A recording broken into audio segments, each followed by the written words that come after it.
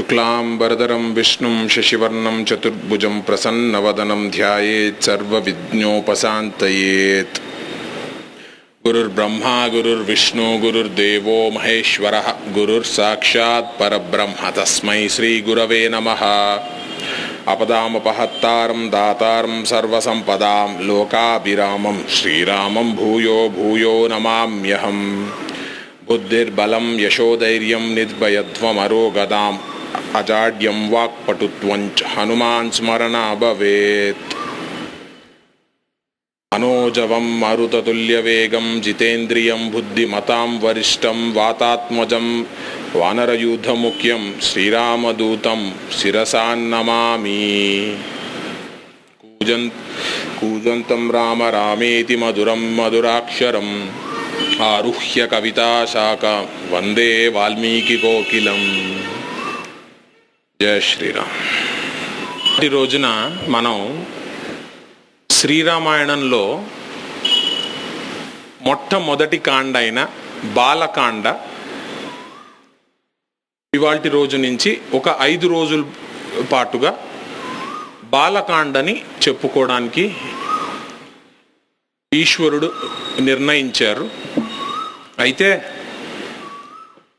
శృంగేరి జగద్గురు మహాసంస్థానంలో ఉన్న సత్యనారాయణ స్వామి వారి దేవాలయంలో చెప్పుకుంటున్నందుకు మనం ఎంతో సంతోషించాల్సిన విషయం అది. ఎందుకంటే శృంగేరి మహాసంస్థానంలో ఉండే గుడి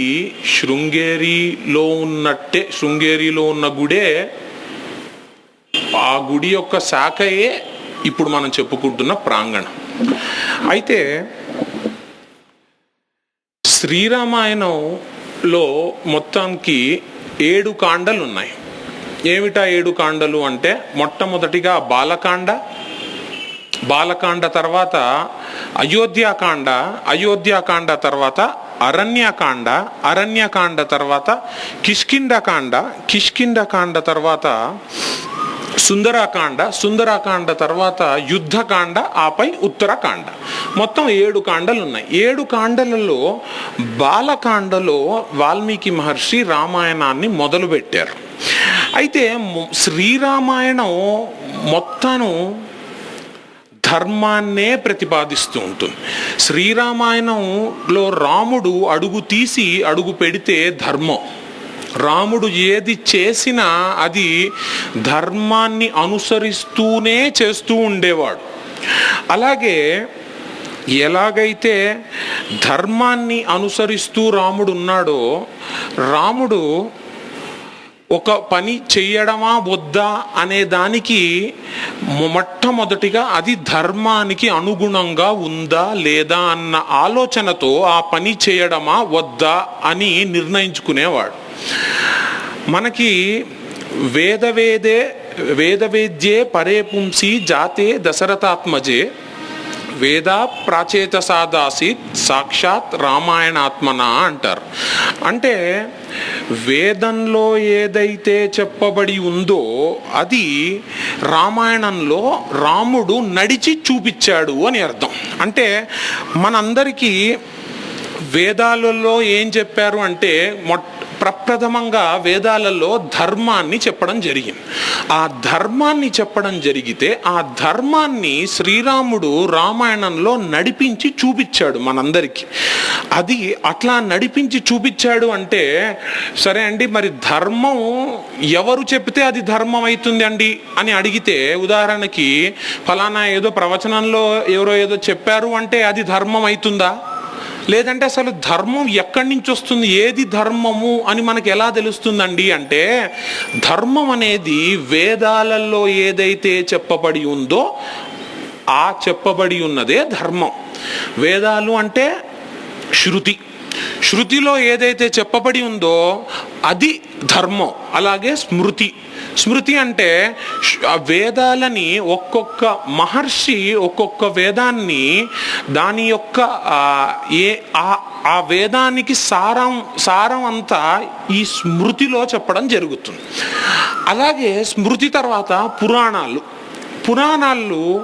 పురాణాలు ఏదైతే వేదాలలో చెప్పబడి ఉండే ధర్మం ఏదైతే ఉందో ఆ ధర్మము పురాణాలలో మనకి నడిపించి చూపించారు. ఉదాహరణకి రామాయణం.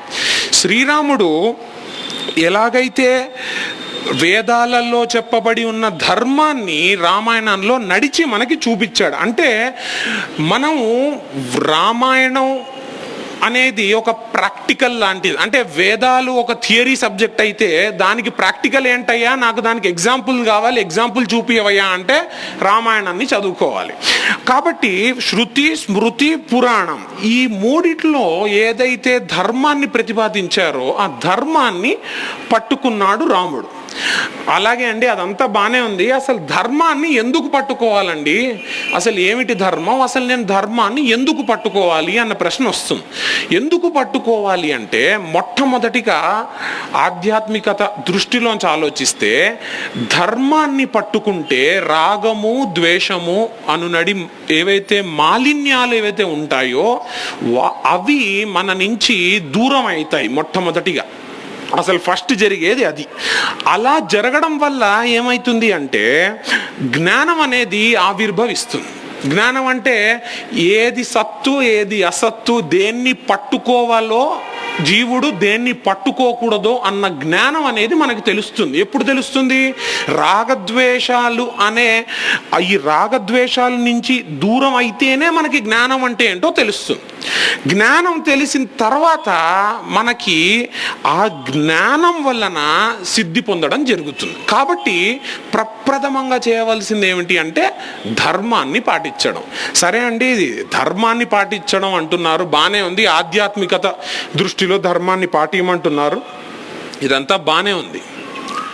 కానీ ఇప్పుడు మనకి బాహ్యంగా ధర్మాన్ని పాటిస్తే ఏదన్నా మనకి మంచి జరుగుతుందా అంటే ఖచ్చితంగా జరుగుతుంది. ఎందుకు అంటే ఈ సమాజంలో జరిగే ఏవైతే విపరీతాలు ఉన్నాయో, ఏవైతే దుర్ఘటనలు ఉన్నాయో ఆ ప్రతి దుర్ఘటన ఒకసారిగా ఏం జరిగింది అనేది ఆలోచిస్తే ఖచ్చితంగా అక్కడ ఒక ధర్మాన్ని పాటించకుండా అధర్మపు దారిలో నడవడమే మనకి కనిపిస్తుంది. కాబట్టి ఈ సమాజాన్ని మారాలి అంటే ప్రతి ఒక్కళ్ళు ధర్మం పాటించారు అనుకోండి, అప్పుడు ఇంకా ఎలా ఉంటుంది సమాజం? చాలా అద్భుతంగా ఉంటుంది. అప్పుడు ఇంకా ఒక రక్షక భటులు ఉండాల్సిన పని లేదు, సమాజం అద్భుతంగా ఉంటుంది. కాబట్టి ధర్మం అనేది అంత స్థాయిలో చెప్పబడి ఉంటుంది. ధర్మం అనేది వేదంలో ఏదైతే చెప్పబడిందో అదే ధర్మం. కాబట్టి ఇప్పుడు చూస్తే ధర్మం సరేనండి, మీరు ధర్మం పాటించమంటున్నారు, రాముడు ధర్మం పాటించాడు అంటున్నారు, మరి ధర్మం పాటిస్తే నాకేంటండి ఫలితం అన్నారు అనుకోండి. ధర్మం పాటించినప్పుడు ఉండే ఫలితం ఏదైతే ఉందో అలాగే అధర్మంలో ఉన్నప్పుడు ఏదైతే ఫలితం ఏదైతే ఉందో రెండు ఇప్పటికిప్పుడు ఏమి వచ్చాయో. ఇవాళ ఏదన్నా ధర్మం చేసామనుకోండి, దాని ఫలితము ఎప్పుడో ఒకసారి వస్తుంది మనకి. అది ఎలాంటిది అంటే ఒక రైతు ఒక విత్తనాన్ని నాటి ఇవాళ విత్తనం నాటాడు అనుకోండి, ఇప్పటికిప్పుడే లేదంటే రేపటికే పంట పండేస్తుందా? పండేది కదా. అలాగే ఎలాగైతే విత్తనం నాటి ఆ పంట పండడానికి కనీసం 1 సంవత్సరం అన్న గడువు ఏదైతే ఉందో అలాగే ధర్మం పాటించిన తర్వాత ఇప్పటికిప్పుడే మనకి దాని ఫలితం వస్తుంది అని మనం ఏం చెప్పలేం. అలాగే అధర్మం కూడా. అధర్మం ఎటువంటిది అంటే ఇప్పుడు అధర్మం చేస్తూ ఉన్నప్పటికీ ఆ అధర్మము దాని ఫలితము కూడా మనకి ఇంకెప్పుడో వస్తుంది. దాని ప్రభావము ఇప్పటికిప్పుడే వచ్చేయదు, ఇంకెప్పుడో తర్వాత వస్తుంది. అధర్మం అనేది ఎటువంటిది అంటే మన ఇంటి లోపల మన ఇల్లు కానీ అంటుకుంది అనుకోండి ఒక చిన్న అగ్గి రవ్వతో, సరే అగ్గి రవ్వే కదా అని చెప్పి వదిలేసామనుకోండి, కొన్ని రోజులు ఆగితే మొత్తం ఇల్లుని కాల్చిపడేస్తుంది. అది అధర్మం అనేది అటువంటిది. కాబట్టి శ్రీరామాయణంలో రాముడు కేవలం ధర్మాన్నే పట్టుకొని ధర్మం పాటిస్తూ తన అడుగులు ధర్మం పాటిస్తూ ముందడుగు వేస్తూ ఉన్నాడు.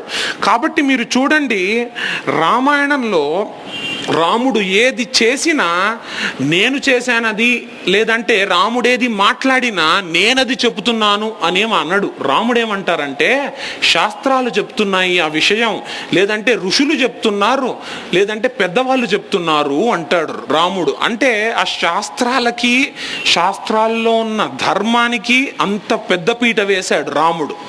అలాగే శ్రీరామాయణం మనకి ఆ ధర్మాన్ని ఎలా మనం అనుష్ఠానంలో పెట్టాలో అన్న విషయం మనకి శ్రీరామాయణంలో చెప్పబడి ఉంటుంది. ధర్మం తెలుసుకుంటే ఒక ఎత్తు, తెలుసుకున్న ధర్మాన్ని అనుష్ఠానంలో పెట్టడం చాలా కష్టమైన ఎత్తు. ధర్మం తెలిస్తే సరిపోతుందా, లేదంటే తెలుసుకున్న దాన్ని అనుష్ఠానంలో కూడా పెట్టాలా అంటే తెలుసుకున్న దాన్ని ఖచ్చితంగా అనుష్ఠానంలో పెట్టి తీరాలి. శ్రీరామాయణంలో మనకి రాముడికి ఏమి తెలుసో, ఎంత తెలుసో, రావణుడికి అన్నీ తెలుసు, అంతా తెలుసు. అయినప్పటికీ రాముడు ఏ స్థాయికి వెళ్ళాడో, రావణుడు ఎట్లా పతనం అయిపోయాడో మనందరికీ తెలిసిన విషయమే. కాబట్టి ఎక్కడొచ్చింది తేడా అంటే రాముడు తెలిసిన ధర్మాన్ని అనుష్ఠానంలో పెట్టాడు, రావణుడు ధర్మం తెలిసినప్పటికీ ఆ ధర్మం తెలిసిన ధర్మాన్ని అనుష్ఠానంలో పెట్టలేకపోయాడు. నా అంతటి వాణ్ణి నేను అన్న గర్వంతో, నేనేంటి పాటించేది అన్న గర్వంతో ఆ ధర్మాన్ని, తెలిసిన ధర్మాన్ని అనుష్ఠానంలో పెట్టలేకపోయాడు. కాబట్టి శ్రీరామాయణం ఎలాంటిదంటే ఒక ధర్మశాస్త్రం. ఏది ధర్మము అని మనకి తెలియాలి అంటే శ్రీరామాయణం చదవాలి.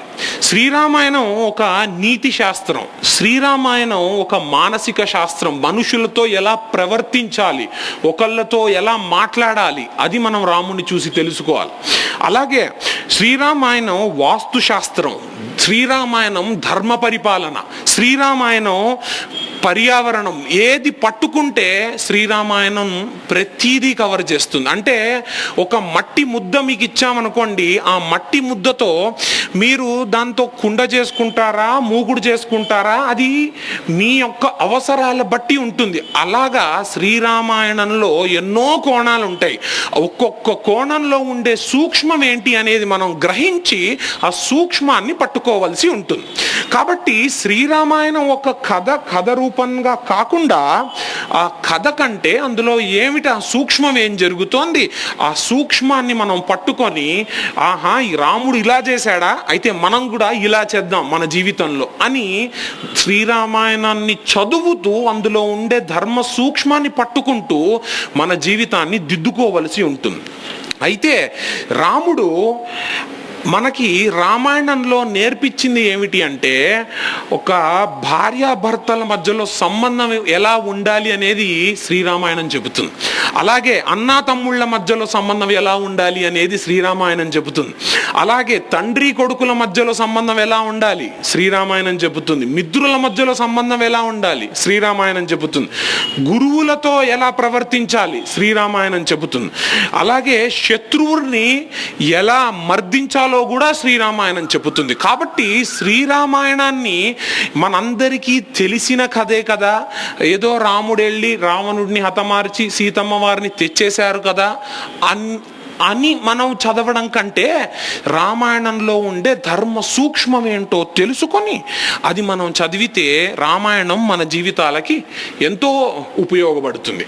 అయితే మొట్టమొదటిగా మనము రామాయణం మొదలుపెట్టే ముందర రాముడు ఒక మనుష్యుడు కాబట్టి రామాయణ కథ ఒక మనుష్యుని కథ. రాముడు దేవుడు అన్న భావనతో కానీ మనము రామాయణం విన్నామనుకోండి, అట్లా విన్నప్పుడు మనకి ఆహా రాముడు దేవుడు కాబట్టి అట్లా ఉండగలిగాడు, మనము మనుష్యులం కాబట్టి మనం అట్లా ఉండలేము అన్న భావన కలగొచ్చు. కాబట్టి మనం అందరం మొట్టమొదటిగా తెలుసుకోవాల్సింది ఏంటంటే రామాయణంలో రాముడు ఒక మనుష్యుడు, సాధారణమైన మనుష్యుడు. ఏమయ్యా నువ్వు దేవుడివి కదయా అని ఋషులందరూ అంటే, ఏమిటి ఏమిటండి, నేను దేవుణ్ణి ఏంటండి, నేను విష్ణువు ఏంటండి, నేను దాశరథి అండి, దశరథుని కొడుకుని నేను, కౌసల్యానందివర్ధనుణ్ణి నేను అని గర్వంగా చెప్పుకుంటాడు రాముడు. కాబట్టి రాముడు ఒక మనుష్యుడు. ఆ మనుష్యుడు ఎలా ప్రవర్తించాడో మనం రామాయణంలో చూసి నేర్చుకొని దాన్ని బట్టి మన జీవితాల్ని దిద్దుకోవాలి. అయితే రామాయణంలో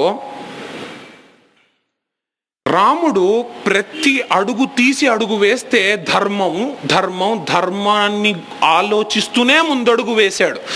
సుగ్రీవుడితో చేతులు కలిపినప్పుడు వాలి అంటాడు, ఏమయ్యా నువ్వు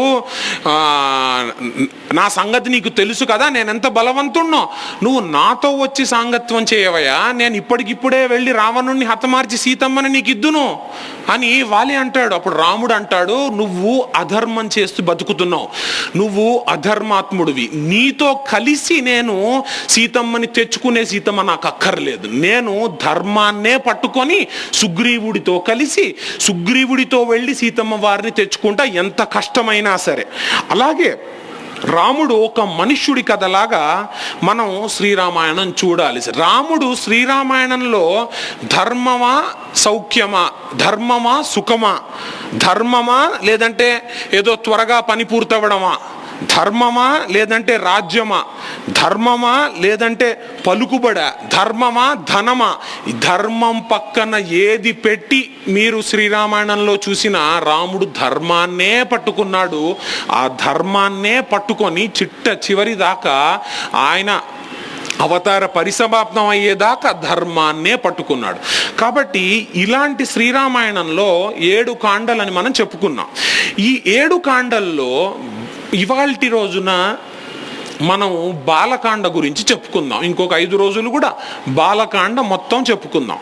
బాలకాండలో ఏమి జరిగింది అంటే రాముడి బాల్యంలో ఎలా అసలు రాముడి జననం కంటే ముందర ఏం జరిగింది, అసలు శ్రీరామాయణం మనందరికీ ఎలా వచ్చింది, వాల్మీకి మహర్షి రామాయణం రాశారు అని మనం చెప్పుకున్నాము. వాల్మీకి మహర్షి రామాయణం రాయాల్సిన ఆలోచన ఎట్లా వచ్చింది, ఏమిటా కథ, అదంతా మనం చెప్పుకుందాం. అయితే బాలకాండలో ప్రత్యేకంగా గురు శిష్యుల మధ్యలో ఉండే సంబంధం మనకి శ్రీరామాయణ బాలకాండలో ఎంతో గొప్పగా మనకి చెప్పుకుంటాం మనం. ఎందుకు అంటే రాముడు ఒక మనుష్యుడిలాగా జన్మించి మహాత్ముడయ్యాడు. ఒక మనుష్యుడిలాగా జన్మించి ఒక రాముడు అయ్యాడు అంటే ఎంతో మంది గురువుల వల్ల ఆ మనుష్యుడు మహాత్ముడు అవ్వడం జరిగింది. అలాంటి గురువులలో విశ్వామిత్రుడు చాలా గొప్ప పాత్ర వహిస్తాడు. ఆ విశ్వామిత్రుడు రాముడితో జరిగిన సంఘటనలు ఏంటి అని మనం బాలకాండలో చెప్పుకుంటాం. మనం సాధారణంగా చెప్పాలి అంటే రాముడు ఒక మనుష్యుడైతే విశ్వామిత్రుడు ఆ మనుష్యుణ్ణి మహాత్ముడిగా తీర్చిదిద్దాడు. రాముణ్ణి చెక్కాడండి విశ్వామిత్రుడు. ఎలా ఒక గురువు ఎలాగైతే ఆరోహణ అవరోహణల్లో ఎలాగైతే తీర్చిదిద్దాలో అలా తీర్చిదిద్దాడు విశ్వామిత్రుడు రాముణ్ణి. కాబట్టి ఆ విషయాలన్నీ మనం చెప్పుకుందాము. మీరు గమనిస్తే శ్రీరామాయణం మొత్తంలో విశ్వామిత్రుడి పాత్ర కేవలం బాలకాండలోనే ఉంటుంది. బాలకాండ అయిపోయిన తర్వాత ఇంకా విశ్వామిత్రుడు ఎక్కడా కనిపించడు మనకి శ్రీరామాయణంలో. అంటే రామాయణంలో ఉండే ఫౌండేషన్ ఏదైతే ఉందో అది బాలకాండలోనే ఉంది. రాముడు దశవర్ష సహస్రాని దశవర్ష శతాని చ 11,000 సంవత్సరాలు ఈ భూమండలాన్ని ఏలాడు అంటే, ధర్మంగా ఏలాడు అంటే మొత్తం 11,000 సంవత్సరాలు గురువులు పక్కనున్నారా, విశ్వామిత్రుడు పక్కనున్నాడా అంటే లేడు.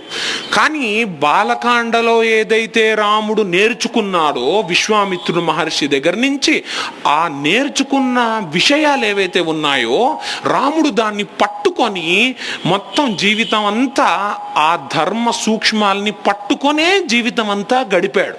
కాబట్టి బాలకాండ రాముడి జీవితంలో ఒక పునాది లాంటిది. ఆ పునాది వేసింది ఎవరు అంటే విశ్వామిత్ర మహర్షి ఆ పునాది వేశారు.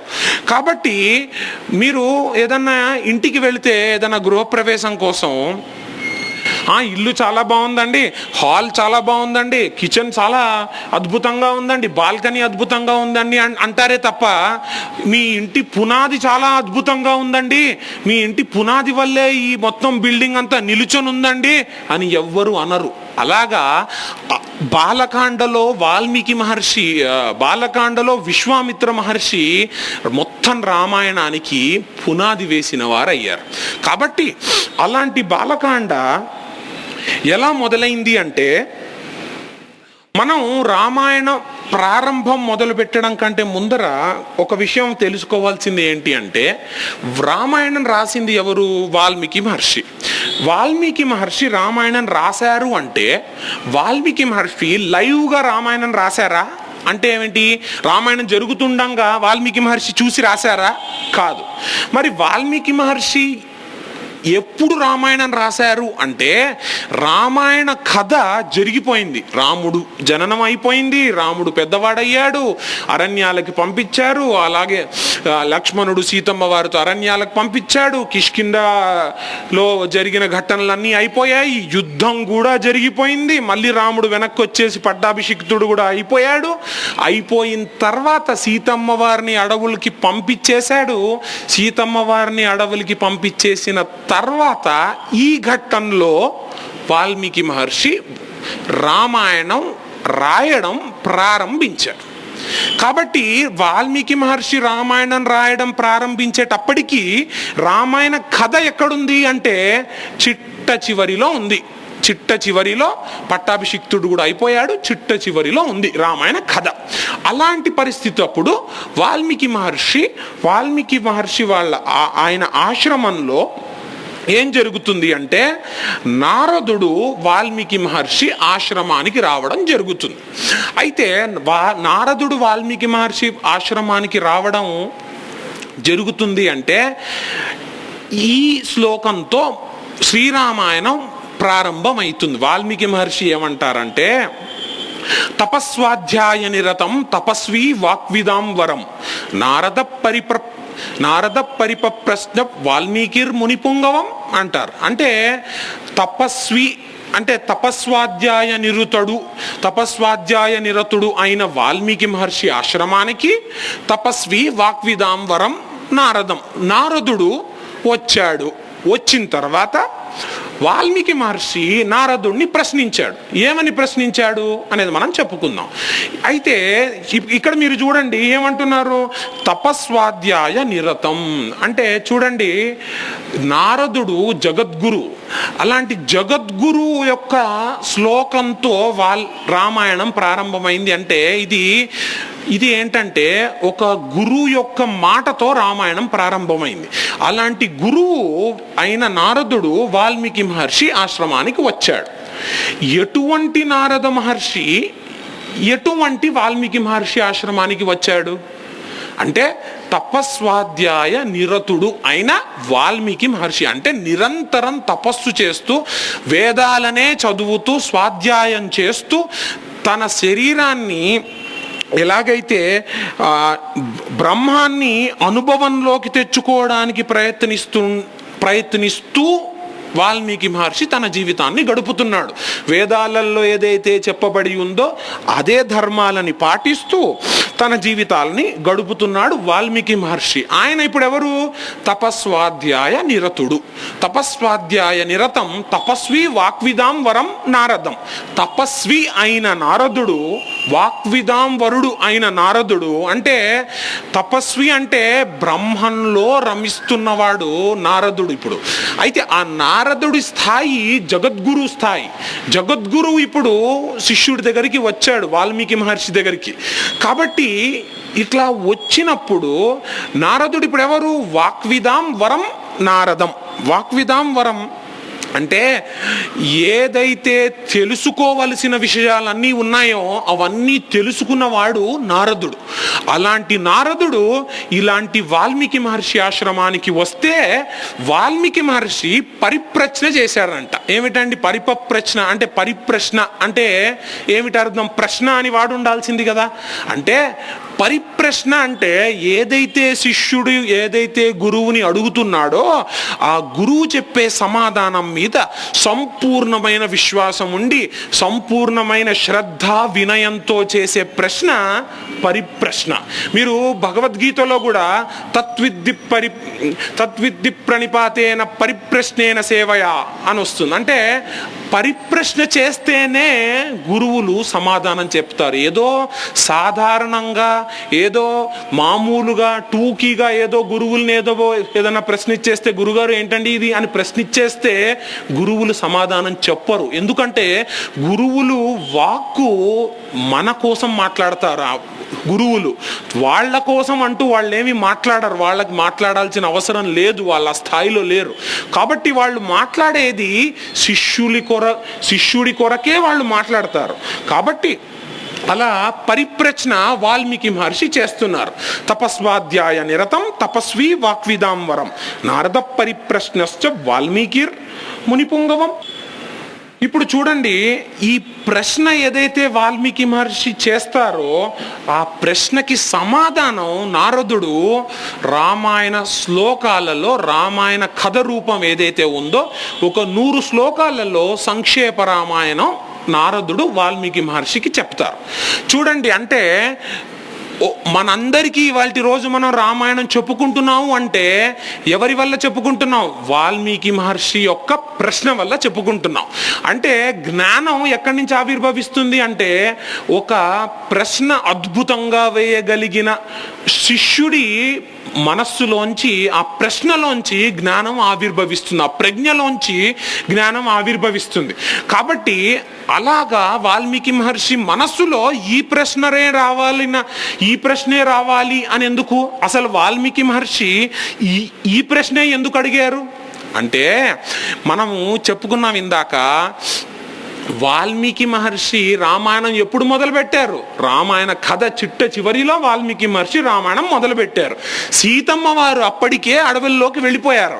అడవుల్లోకి సీతమ్మ వారు వెళ్ళిపోయిన తర్వాత సీతమ్మ వారు ఎక్కడుండాలో వెతుకుతూ ఉండే సమయంలో వాల్మీకి మహర్షి ఆశ్రమం కనిపించి వాల్మీకి మహర్షి ఆశ్రమంలో సీతమ్మ వారు రావడం జరిగింది. కాబట్టి వాల్మీకి మహర్షికి ఈ ప్రశ్న స్ఫురణలోకి వచ్చి ఈ ప్రశ్న అడగడం జరిగింది. చూడండి, ఇప్పుడు దాకా ఎందుకు అడగలేదు ఈ ప్రశ్న అంటే సీతమ్మ వారి అనుగ్రహం వాల్మీకి మహర్షికి ఇంకా దొరకలేదు. సీతమ్మ వారి సేవా భాగ్యం వాల్మీకి మహర్షికి దొరకలేదు. ఇప్పుడు వాల్మీకి మహర్షికి సీతమ్మని ఇన్నాళ్లుగా సేవించాడు. గర్భవతిగా ఉన్న సీతమ్మని ఇన్నాళ్లుగా సేవించాడు వాల్మీకి మహర్షి. ఆ సేవా భాగ్యం యొక్క ఫలితము ఇప్పుడు వాల్మీకి మహర్షి కాలం సిద్ధించింది. కాబట్టి నారదుడు వాల్మీకి మహర్షి ఆశ్రమానికి వచ్చాడు. కాబట్టి వాల్మీకి మహర్షి మనస్సులో ఆ ప్రశ్న స్ఫురణలోకి వచ్చింది. ఆ ప్రశ్న ఏమని అడుగుతున్నాడంటే, వాల్మీకి మహర్షి ఈ 16 గుణములు కలిగిన మనుష్యుడు ఎవరన్నా ఈ లోకంలో ఇప్పుడు నేను నా కళ్ళతో చూసే విధంగా ఉన్నాడా అని అడుగుతున్నారు. ఏమంటున్నాడంటే, కోన్వస్మిన్ సాంప్రదాంలోకే గుణవాన్ కశ్చ వీర్యవాన్ ధర్మజ్ఞశ్చ కృతజ్ఞశ్చ సత్యవాక్యో దృఢవ్రతః చారిత్రేణ చకోయుక్తః సర్వభూతేషు కోహితః విద్వాంకః కస్సమర్థశ్చ కస్యేక ప్రియదర్శనః ఆత్మవాన్ కో జితక్రోధో ద్యుతిమాన్ కో ననసూయకః కశ్చ బిభ్యతి దేవాశ్చ జాతరోగస్య సంయుగే. అంటే ఈ 16 గుణములు ఏవైతే నేను చెబుతున్నానో ఈ 16 గుణములు కలిగిన వాడు నా మాంసనేత్రంతో ఇప్పుడు నేను చూసే విధంగా ఎవడన్నా ఉన్నాడా? ఎప్పుడో వామన మహర్షి ఉన్నాడు, లేదా వామనమూర్తి ఉన్నారు, లేదంటే లక్ష్మీ నరసింహస్వామి ఉన్నారు అంటే కుదరదు. ఇప్పుడు నేను చూడగలిగే విధంగా ఎవరన్నా ఉన్నారా అని వాల్మీకి మహర్షి అద్భుతమైన ప్రశ్న నారదుడిని అడుగుతారు. నారదుడిని అలా ప్రశ్న అడిగేసరికి నారదుడు ఒక్కసారిగా అనుకుంటాడు, ఆహా ఇలాంటి ప్రశ్న అసలు ఎవరు అడగలేదయ్యా. అసలు చెప్పాలంటే ఇలాంటి గుణాలు ఉన్నవాడు చాలా అసలు అన్ని గుణాలు ఉన్నవాడు ఎవ్వడు లేడయ్యా. ఎందుకు అంటే ఈ 16 గుణాలు ఏవైతే ఉన్నాయో ఆ 16 గుణాలు ఉన్నవాడు చాలా కష్టమయ్యా అంటాడు. ఎందుకు అంటే ఏమంటున్నారు వాల్మీకి మహర్షి అడిగే ప్రశ్న చూడండి ఎంత అద్భుతంగా ఉందో. కౌన్ వస్మిన్ సాంప్రదాయంలోకే గుణవాన్. అసలు గుణము అంటే ఏమిటండి? గుణము అంటే మనం తెలుసుకున్న మంచి ఏదైతే ఉందో అది మనం అనుష్ఠానంలో పెట్టగలిగే సమర్థత ఉండడమే గుణం. మనకి ఒక మంచి మాట తెలుసు, పొద్దునే లేచి సంధ్యావందనం చెయ్యాలి, మంచి తెలుసు, అది మనం ఆచరణలో పెట్టకపోతే మనం గుణవంతులు అవుతామా? అవ్వం. తెలిసిన మంచి కష్టమైనా సరే ఆచరణలో పెట్టడమే గుణం. అలాగా విన్నది తెలిసినది అనుష్ఠానంలో తెచ్చుకోవడం గుణవాన్. అలాంటి గుణవంతుడు ఉన్నాడా? విన్నది తెలుసుకున్నది మంచి ఏదైతే ఉందో ఆచరణలో పెట్టే గుణవంతుడు ఉన్నాడా ఈ లోకంలో? అలాగే గుణవాన్ కశ్చ వీర్యవాన్. ఎటువంటి యుద్ధంలో అయినా చెక్కు చెదరకుండా ఉండేవాడు ఉన్నాడా? గొప్ప పరాక్రమం గలవాడు ఉన్నాడా? గొప్ప బలవంతుడైన వాడు ఉన్నాడా? వీర్యవాన్ గుణవాన్ కశ్చ వీర్యవాన్ ధర్మజ్ఞశ్చ. అద్భుతమైన మాట చూడండి. ధర్మాన్ని పట్టుకొని ధర్మాన్నే ఆచరిస్తూ ఉండేవాడు ఉన్నాడా?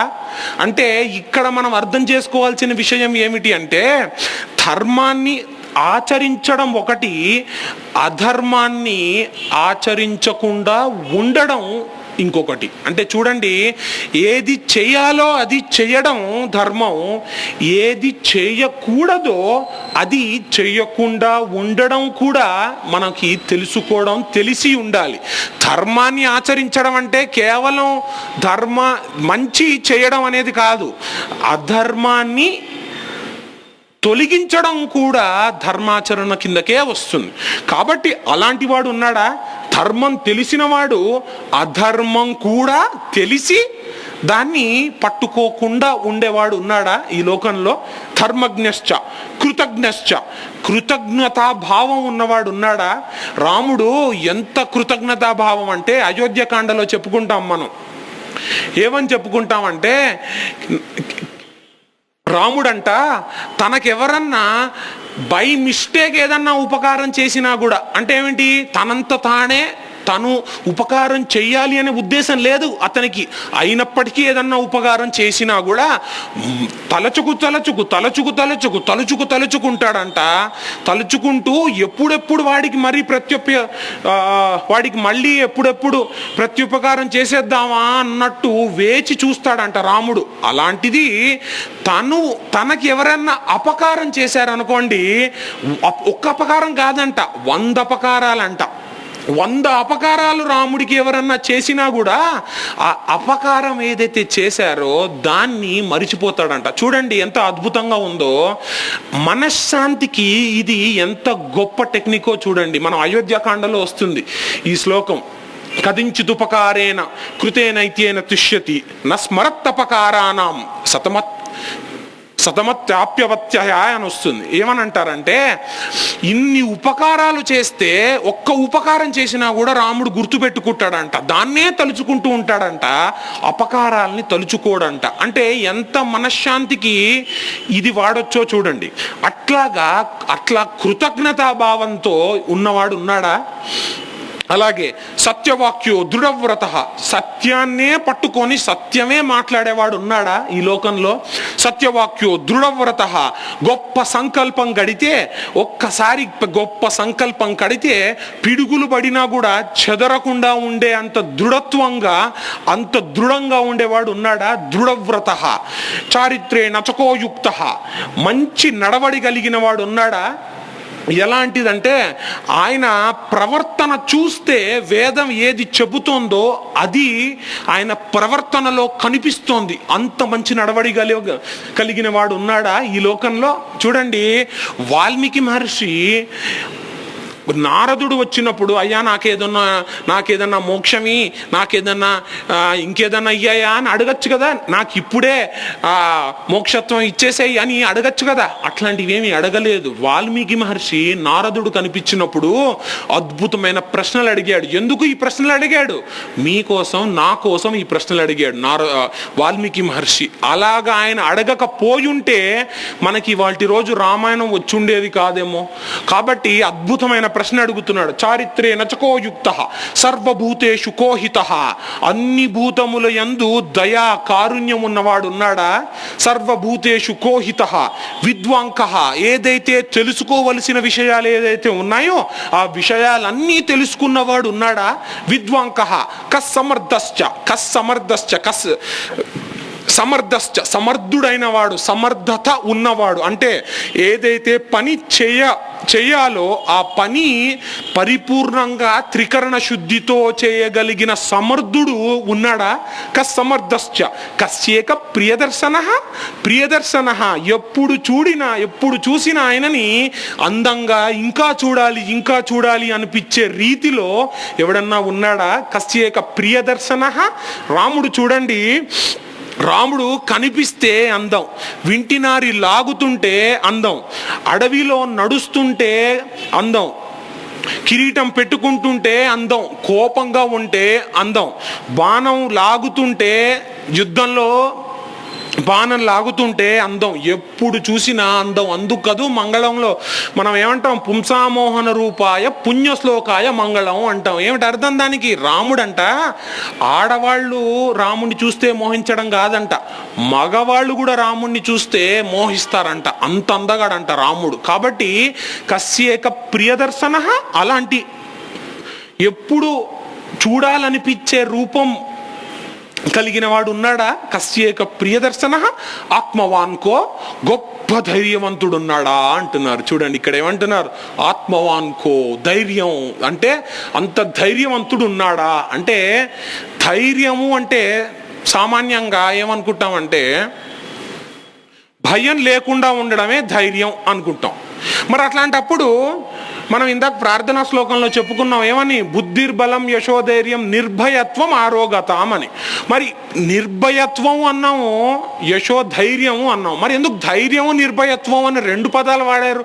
రెండు ఒకటే అయితే అంటే ధైర్యము అన్న దానికి అర్థం ఏమిటి అంటే, ఎప్పుడైతే ఒక కార్యాన్ని మనసులో పెట్టుకొని ఆ కార్యాన్ని సాధించడానికి ముందుకు వెళుతున్నాడో ఆ కార్యం తప్ప మిగతాది ఏది అడ్డంకులు వచ్చినా ఆ అడ్డంకుల్ని పక్కకి తోసేగలిగే సత్తా ఉండగలగాలి. అది ధైర్యం అంటే. ఒక కార్యాన్ని పట్టుకున్నాడు ఆంజనేయ స్వామి, లంకకి చేరాలి అని పట్టుకున్నాడు. మధ్యలో ఎన్నో ఆటంకాలు వచ్చాయి. ఆ ఆటంకాలకి లోబడిపోయి వశపడిపోయి ఆ ఆటంకాలకి వెంట వెళ్ళిపోలేదు ఆంజనేయ స్వామి. దానికి ఆ ఆటంకాలని తట్టుకోగలిగాడు. ఆ తట్టుకొని మన మనస్సులో ఏదైతే కార్యం ఉందో ఆ కార్యాన్నే పట్టుకోగలిగిన వాడు ధైర్యవంతుడు. ఆంజనేయ స్వామి ధైర్యవంతుడు, రాముడు ధైర్యవంతుడు. అది అట్లాగా ఆత్మవాన్కో జితక్రోధో. ఎంత గొప్ప మాట వేశారు చూడండి. జితక్రోధో. ఏమిటి జితక్రోధో అంటే? కోపాన్ని గెలిచిన వాడు ఉన్నాడా? జితక్రోధో. కోపాన్ని గెలవడం అంటే ఏమిటండి? ఏమిటి అసలు కోపాన్ని గెలవడం అంటే? అంటే కోపము ఎక్కడి నుంచి మొదలవుతుంది? మనస్సులోంచి మొదలవుతుంది. మనస్సులోంచి కోపం మొదలవుతుంది. కాబట్టి ఈ మనస్సుని నువ్వు కంట్రోల్ చేయగలగాలి. నోర్మోయ్, కామ్గా ఉండు అక్కడ. కోపం ఆ మనస్సు ఎప్పుడైతే చంచలంగా ప్రవర్తిస్తున్నప్పుడల్లా ఆ మనస్సుని పట్టుకునే సామర్థ్యత ఒక మనిషిలో ఉండాలి. అది మనకి రాముడు చూపిస్తున్నాడు. ఆ మనస్సుని మనం పట్టుకోగలుగుతామా లేదా అన్నది జితక్రోధో. ఆ క్రోధాన్ని గెలవాలి అంటే మనస్సు ఈ మనిషి ఆ మనస్సుని పట్టుకొని ఉండాలి తప్పితే ఆ మనస్సు ఈ మనిషిని పట్టుకొని ఉండకూడదు. కాబట్టి జితక్రోధో, ఆ క్రోధాన్ని గెలిచిన వాడు ఉన్నాడా? అయితే జితక్రోధో ఆత్మవాన్కో జితక్రోధో ద్యుతిమాన్కో ననసూయకః. ద్యుతిమాన్కో అపారమైన కాంతి కలిగిన వాడు. అపారమైన కాంతి అంటే మీరు సాధారణంగా చూడండి, గొప్ప గొప్ప మహానుభావుల్ని చూసినప్పుడు ఒక అద్భుతమైన కాంతిగా వాళ్ళ స్వరూపంలో గొప్ప కాంతి కనిపిస్తుంది. ఎక్కడి నుంచి వస్తుందండి ఆ కాంతి అంటే? ఉపాసన బలం నుంచి ఆ కాంతి ఉంటుంది, అనుష్ఠాన బలం నుంచి ఆ కాంతి వస్తుంది. ఒక ఆయన గొప్ప అనుష్ఠానంలో గొప్ప బలం ఉంది ఆయనకి, అద్భుతమైన ఉపాసన చేస్తున్నారంటే వాళ్ళల్లో ద్యుతిమాన్ అంత కాంతి మెరుస్తూ ఉంటుంది. అది ద్యుతిమాన్కో. అలాంటి కాంతివంతుడు ఎవరన్నా ఉన్నాడా అని వాల్మీకి మహర్షి అడుగుతున్నారా? ద్యుతిమాన్కో ననసూయకః. అసూయాభావం లేనివాడు ఉన్నాడా అంటున్నారు. ఏమిటి అసలు అసూయ అంటే ఏమిటి అంటే, అసూయ అంటే ఒక మనిషికి ఉన్న గుణములు, ఆ గుణముల్ని దోషాలులాగా మాట్లాడి తిప్పి మాట్లాడడం అసూయ. ఉదాహరణకి ఏదన్నా ఒక మనిషి అద్భుతమైన గొప్ప మంచి పని చేశాడు అనుకోండి, చేశాడులే, ఏం చేశాడు వాడు, ఏదో ఇంత డబ్బులు వెళ్ళి ఏదో డొనేట్ చేశాడా, వాడికి ఏదో ఇన్కమ్ ట్యాక్స్ ఎగ్జంప్షన్ వస్తుందని అట్లా చేశాడు. అంటే ఒక గుణాన్ని పట్టుకొని ఆ గుణాన్ని దోషంలాగా, ఆ వాడిలో అవతల వాడిలో గుణం ఉంది కాబట్టి వీడు ఓర్చుకోలేకపోతున్నాడు, కాబట్టి ఆ గుణాన్ని దోషంలాగా మార్చి మాట్లాడడం అసూయ. కాబట్టి ద్యుతిమాన్కో ననసూయక. అట్లా ఆ అసూయ అనే గుణం లేనివాడు ఉన్నాడా ఈ లోకంలో? అది అడుగుతున్నారు వాల్మీకి మహర్షి. కస్య బిభ్యతి దేవాశ్చ జాత రోగస్య సంయుగే, కస్య బిభ్యతి దేవాశ్చ జాత రోషస్య సంయుగే.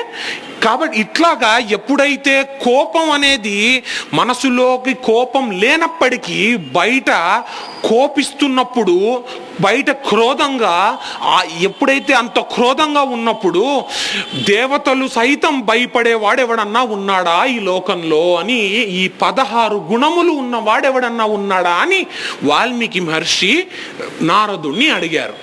ఇక్కడ మనకి శ్రీరామాయణం పుడుతుంది అన్నారు పెద్దలు. ఎందుకు అంటే ఈ 16 గుణములు కలిగిన వాడెవడన్నా ఉన్నాడా అని వాల్మీకి మహర్షి అడిగారు అంటే, వాల్మీకి మహర్షికి రాముడి గురించి తెలుసా తెలీదా? రాముడి గురించి తెలీదు అనే చెప్పుకోవాలి. మరి రామనామం చెప్పే కదా వాల్మీకి మహర్షి ఒక మహర్షి అయింది. అంటే రామనామము రాముడి ఆవిర్భావం కంటే ముందు నుంచి రామనామం ఉంది. రామనామం ఎక్కడి నుంచో రాలేదు. నమశివాయ మంత్రం, ఓం నమో నారాయణాయ మంత్రం, పంచాక్షరి మంత్రం, అష్టాక్షరి మహామంత్రం నుంచి రామ అనే పదం వచ్చింది. రేపటి రోజు రాముడికి నామకరణం వశిష్ఠుడు ఎలా చేశారో రేపటి రోజు చెప్పుకుంటాం మనం, అప్పుడు చెప్పుకుందాం దాని విశేషత. అయితే అట్లాంటి ఈ 16 గుణములు కలిగిన వాడు ఉన్నాడా అని అడుగుతారు. అడిగితే నారదుడు ఒక్కసారిగా ఆలోచించి, గొప్ప ప్రశ్న అడిగావయ్యా, ఈ అన్ని గుణములు కలిగి ఉన్న మనుష్యుడు సాధారణంగా ఎవ్వడు ఉండడయ్యా, కానీ ఒక్కడున్నాడు. ఎవరో చెప్పమంటావా అని చెప్పి ఒక సుమారుగా 100 శ్లోకాలలో సంక్షిప్తంగా సంక్షిప్త రామాయణం అని ఒక 100 శ్లోకాలలో మొత్తం రామాయణం అంతా విహంగ వీక్షణంగా బ్రీఫ్గా ఎక్స్ప్లెయిన్ చేశారు. అయితే నారదుడు ఏమంటారంటే, ఇక్ష్వాకు వంశ ప్రభవో రామో నామ జనైశ్రుతః నియతాత్మ మహావీర్యో ధృతిమాన్ ధృతిమాన్ వసీహి బుద్ధిమాన్ నీతిమాన్ వాగ్మి శ్రీమాన్ శత్రునిబర్హణ విపులాంసో మహాబాహు కంబుగ్రీవో మహాహనుహు. ఇక్ష్వాకు వంశంలో జన్మించాడు. ఆ ఇక్ష్వాకు వంశంలో జన్మించిన వాడు, ఆయన పేరు రామ. ఆయన మహావీరుడు, గొప్ప పరాక్రమవంతుడు, చక్కగా నీతితో ఆయన జీవితాన్ని బతికాడు. గొప్ప మంచి బలవంతుడు, ధృతిమాన్ వసి, గొప్ప బలవంతుడు, గొప్ప కాంతివంతుడయ్యా. బుద్ధిమాన్ నీతిమాన్ వాగ్మి. మొత్తం రాముణ్ణంతా వర్ణించేసిన తర్వాత రామాయణ కథ కూడా మొదలు పెడతారు. ఏమంటారంటే, అలా ఫలానా జరిగింది, ఫలానా అయోధ్యకాండలో అలా జరిగింది, ఫలానా రాముడు అక్కడి నుంచి అరణ్యాలకు వెళ్ళాడు, అరణ్యాలకు వెళ్ళిన తర్వాత మొత్తం యుద్ధం అయ్యేదాకా సుమారుగా 100 శ్లోకాలలో నారద మహర్షి సంక్షేప రామాయణాన్ని వాల్మీకి మహర్షికి చెప్తారు. వాల్మీకి మహర్షికి చెప్పేసరికి వాల్మీకి మహర్షి సంతోషించి ఏమి రామాయణం అని మంచిగా సంతోషించి ఏమనుకుంటారంటే, అదే రామాయణాన్ని వాల్మీకి మహర్షి ఆ రామాయణం విని అదే భావంలో వాల్మీకి మహర్షి ఉంటారు. చూడండి, రామాయణం అనేది ఏదో కథలాగా విని అందులో ఉండే ఆనందం ఎట్లా తెచ్చుకోవాలి అంటే, అనుభూతి చెంది అందులో ఉన్న ఆనందం తెచ్చుకోవాల్సి ఉంటుంది. అట్లాగా అనుభూతి చెందారు వాల్మీకి మహర్షి. ఆ అనుభూతి చెందిన తర్వాత ఎంతో సంతోషంగా పరవశించిపోయి ఏమి రాముడు రాముడి యొక్క గుణగణాలన్నీ తెలుసుకున్నాడు. ఏమి రాముడు, అద్భుతంగా ఉందయ్యా రామాయణం అని అదే రాముడి కథ వాల్మీకి మహర్షి మనస్సులో తిరుగుతోంది. అలా తిరుగుతూ ఉన్నప్పుడు అది మధ్యాహ్న సమయం అవుతుంది. ఆ మధ్యాహ్న సమయం అయిన తర్వాత సరే తమసా నది తీరానికి వెళ్ళి స్నానం అనుష్ఠానం అవన్నీ చేసుకొని తిరిగి వద్దాం అనుకొని వాల్మీకి మహర్షి భరద్వాజ ముని తమసా నది తీరానికి బయలుదేరతారు. అలాగా తమసా నది తీరానికి బయలుదేరి తమసా నదిలో స్నానం ఆచరించిన తర్వాత వెనక్కి వస్తున్నప్పుడు వాల్మీకి మహర్షి మనస్తత్వం ఇప్పుడు మనం అందరం గమనించాలి. ఆయన మనస్సు రామాయణంతో నిండిపోయింది. రామాయణంతో నిండిపోయి గొప్ప పర్వసత్వంతో ఉన్నాడు. ఆహా, ఏమి రామాయణం అని అదే ఉంది వాల్మీకి మహర్షి మనస్సులో. అంత వాల్మీకి మహర్షి మనస్సులో అట్లా ఉన్నప్పుడు వెనక్కి వస్తున్నప్పుడు ఏం జరుగుతుందంటే, ఒక క్రౌంచము ఒక క్రౌంచి, రెండు పక్షులని వాల్మీకి మహర్షి ఎంతో సంతోషంగా ఆడుకుంటుండగా చూస్తారు. అలా చూసిన వాల్మీకి మహర్షి ఏం చేస్తారంటే, ఒక బోయవాడిని కూడా చూస్తారు. ఆ బోయవాడు ఏం చేస్తున్నాడు, ఈ క్రౌంచిని కొట్టడానికి ప్రయత్నిస్తున్నాడు. ఇలా కొట్టడానికి ప్రయత్నిస్తున్న బోయవాడిని వాల్మీకి మహర్షి చూస్తారు. చూసిన తర్వాత వాల్మీకి మహర్షి మనస్సు ఇప్పుడు ఎట్లా ఉంది, రామాయణంతో నిండిపోయి అద్భుతమైన ఆనందంతో ఉంది. అలా ఉన్నప్పుడు ఈయన ఈ బోయవాడిని చూస్తున్నప్పుడు వాల్మీకి మహర్షి అనుకుంటాడు, అరే ఎంత సంతోషంగా ఆడుకుంటున్నారా ఈ పక్షులు, కామోద్రేకంతో చక్కగా ఆడుకుంటున్నారా, ఎందుకు నువ్వు ఈ పక్షుల్ని కొడుతున్నావు అన్న ఆలోచన వాల్మీకి మహర్షి మనస్సులో వస్తుంది. ఈ ఆలోచన వచ్చేటప్పటికి వాల్మీకి మహర్షి ఏం చూస్తారంటే, ఆ బోయవాడు బాణం ఎత్తి టపి అని ఆ క్రౌంచం మగ పక్షిని కొట్టిపడేస్తాడు. కొట్టేటప్పటికి ఆ పక్షి గిలగిల కొట్టుకొని కింద పడి ఏడుస్తూ ఉంటుంది. పక్కనేమో క్రౌంచి ఏదైతే ఉందో ఆడపక్షి ఆ క్రౌంచం చనిపోయిందన్న బాధతో గట్టిగా క్యావ్ అని అరుపులతో ఏడుస్తూ ఉంటుంది. వాల్మీకి మహర్షి అది చూడంగానే ఎంతో బాధపడిపోయి అప్రయత్నంగా ఆయన నోటి నుంచి మా నిషాద ప్రతిష్టాత్వం అగమ శాశ్వతీ సమాహ యత్క్రౌంచి మిథునాదేకం అవధీహి కామమోహితాం అని శోకంతో ఈ మాటలు అప్రయత్నంగా ఆయనకి తెలియకుండానే ఈ మాటలు వాల్మీకి మహర్షి నోటి నుంచి వచ్చేసాయి. ఏమంటున్నారు వాల్మీకి మహర్షి అంటే, ఆ క్రౌంచం పక్షిని దారుణంగా చంపినవో బోయవాడా, నువ్వు ఈ క్రౌంచాన్ని అతి దారుణంగా చంపావు కాబట్టి నువ్వు ఎక్కువ కాలం జీవించకుండా ఉండుగాక అని శాపవాక్కు విడిచిపెట్టేస్తారు. చూడండి, వాడు ఏదో కూటి కోసం ఓ పక్షిని చంపాడు. వాడెవడు, బోయవాడు. వాడు బతకాల్సింది ఎట్లాగా, పక్షుల్ని చంపి ఆ మాంసం తినేవాడు బతకాలి. అట్లాంటి బోయవాడి మీద ఎంత గొప్ప శాపం విడిచిపెట్టారో చూడండి. అంత గొప్ప శాపం వాల్మీకి మహర్షి నోటి వెంట అప్రయత్నంగా దొర్లింది.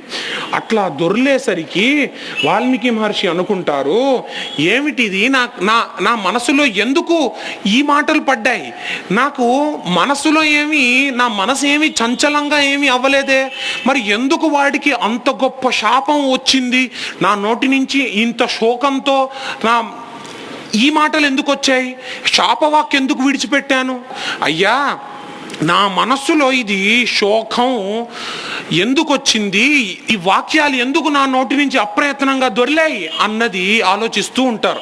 అట్లా ఆలోచిస్తూ ఉంటే ఒక ఆలోచన తడుతుంది వాల్మీకి మహర్షి మనస్సులో. ఏం తడుతుందంటే, ఇది మానిషాద ప్రతిష్టాత్వం అగమ శాశ్వతీ సమా యత్క్రౌంచి మిథునాదేకం అవధీహి కామమోహితం. అంటే ఇది తంత్రీలయ సమన్వితంగా ఉందే. పాదపదోక్షర సమహ తంత్రీలయ సమన్విత శోకార్తస్య ప్రవృత్తో మే శ్లోకో భవతు నాన్యథా. ఇది తంత్రిలయ సమన్వితంగా ఉంది, చక్కగా పాదాలకి కట్టుబడి ఉంది. దీనిని ఎవరైనా వీణ మీద కూడా వాయించవచ్చు, సంగీతానికి కట్టుబడి ఉంది. ఇది ఎందుకు నాకు నా నోటి వెంట ఇది అప్రయత్నంగా దొరికింది అని ఆలోచిస్తారు. ఆలోచిస్తున్నప్పుడు అక్కడ పక్కనే ఉండే భరద్వాజ ముని కూడా ఈ మాటని పట్టేసి మనలోకి పెట్టేసుకుంటాడు, తిప్పుతూ ఉంటాడు ఇంకా దాన్ని, మానిషాద ప్రతిష్టాత్వం అని. ఇదే ఆలోచనలో వాల్మీకి మహర్షి అలాగే భరద్వాజముని ఆశ్రమానికి వచ్చేస్తారు. వచ్చేసినప్పటికీ కూడా వాల్మీకి మహర్షి మనస్సులో ఇదే ఆలోచన.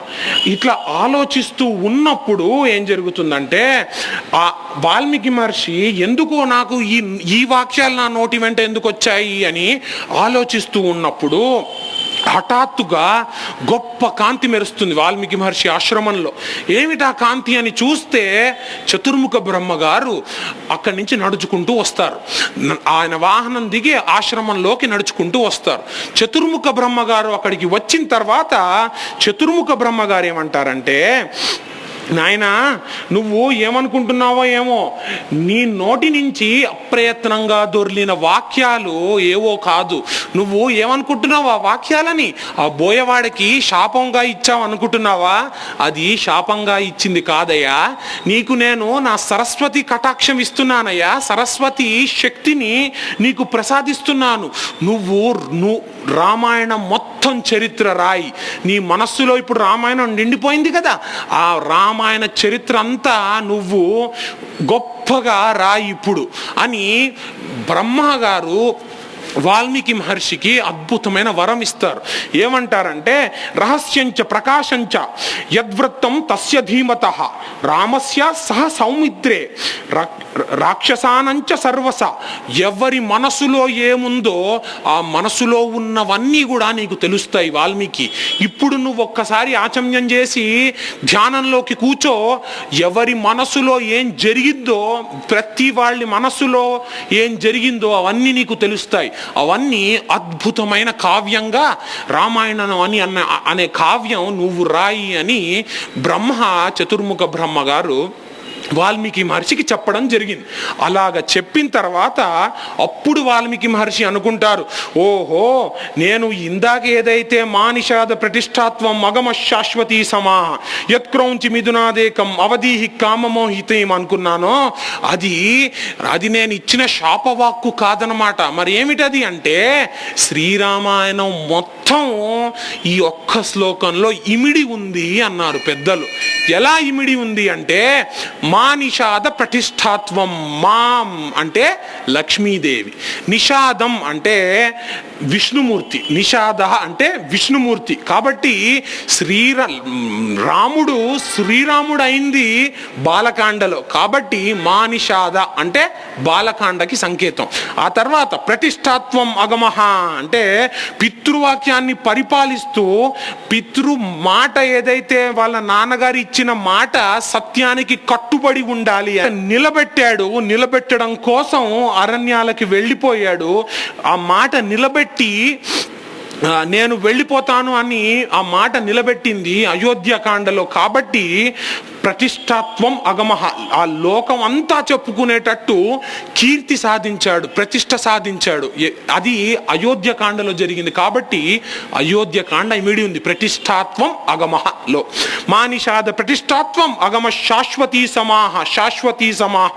అరణ్యవాసంలో ఉన్నప్పుడు, రాముడు అరణ్యవాసంలో ఉన్నప్పుడు భరతుడే వచ్చి, వశిష్ఠుడే వచ్చి, కైకేయి ఆ కోరికలు అడిగిన కైకేయే వచ్చి, కౌసల్య వచ్చి, సుమిత్ర వచ్చి, జాబాలే వచ్చి, జానపదులు వచ్చి, భరతుడు వచ్చి అందరూ వచ్చి అయ్యా వచ్చేయండి వెనక్కి, మీ రాజ్యం మీరు తీసుకోండి, నేను అడిగిన వరాలే నేను వెనక్కి తీసేసుకుంటున్నాను రామా, నువ్వు వచ్చేసి రాజ్యాన్ని తీసుకో అని కైకేయి వచ్చి ఇంతమంది వచ్చి అడిగినా కూడా ఇప్పుడు నేను మాట ఇచ్చింది ఎవరికి? మా నాన్నగారికి. మా నాన్నగారు ఆ మాట తిరిగి తీసుకోవడానికి ఇప్పుడు లేరు మా నాన్నగారు. కాబట్టి ఇప్పుడు ఆ మాట తిరిగి తీసుకోవడానికి ఇంకా ఎవరు లేరు. కాబట్టి నేను ఖచ్చితంగా ఇక్కడే 14 సంవత్సరాలు ఉండి తీరాలి అని శాశ్వత సమాహ, అట్లాగా ఆయన సత్యాన్ని కట్టుబడి ఉన్నారు కాబట్టి ఆయన పేరు శాశ్వతంగా నిలిచిపోయింది. ఇప్పటిదాకా మనం రామాయణం చెప్పుకుంటున్నాం కాబట్టి శాశ్వతీ సమాహ అంటే అరణ్యకాండ. అలాగే అరణ్యకాండ తర్వాత యత్క్రౌంచ మిథునాదేకం. యత్క్రౌంచ అంటే క్రౌంచము అంటే మగపక్షి, క్రౌంచి అంటే ఆడపక్షి. కాబట్టి వాలి తార సక్రమం, కానీ వాలి సుగ్రీవుడి భార్య అయిన రుమ అంటే అధర్మం. కాబట్టి ఎప్పుడైతే ఈ అధర్మదారిలో వెళ్తున్న వాలిని నిగ్రహించాడు కాబట్టి యత్క్రౌంచి అంటే కిష్కింధాకాండ. అలాగే యత్క్రౌంచి మిథునాదేకం. క్రౌంచౌ అంటే అర్థం, ఇంకొక అర్థం ఏమిటి అంటే బాగా కృంగి కృషించిపోయిన వ్యక్తి అని అర్థం. మొత్తం శ్రీరామాయణంలో బాధతో కృంగి కృషించిపోయిన వ్యక్తి ఎవరయ్యా అంటే సీతమ్మ వారు. అలాంటి సీతమ్మ వారిని రాముడు లక్ష్మణుడు వెతుకుతున్నప్పుడు, దక్షిణ దిక్కుగా వస్తున్నప్పుడు ఆంజనేయ స్వామి ఒక్కడే నేను రామనామం చెప్పుకుంటూ రామ వైభవంతో సుందర లంకకి వెళ్ళి సీతమ్మ వారిని వెతుకుతాను. ఒక్కడే ఆ లంకకి మొత్తం 100 యోజనాల సముద్రం దాటి ఒక్కడే లంకంతా వెతికి ఒక్కడే సీతమ్మ వారితో మాట్లాడి ఒక్కడే మంచి ధైర్యం చెప్పి ఒక్కడే వెనక్కి వచ్చి రాముడికి ఆ మంచి మాట చెప్పాడు. కాబట్టి యత్క్రౌంచి మిథునాదేకం అంటే సుందరాకాండ ఇమిడి ఉంది ఇక్కడ. అవధీహి కామమోహితం. యత్క్రౌంచి మిథునాదేకం అవధీహి కామమోహితం. కామంతో వెంపర్లాడుతున్న రావణుణ్ణి హతమారుస్తాడు కాబట్టి యుద్ధకాండ అని ఒక సంకేతం.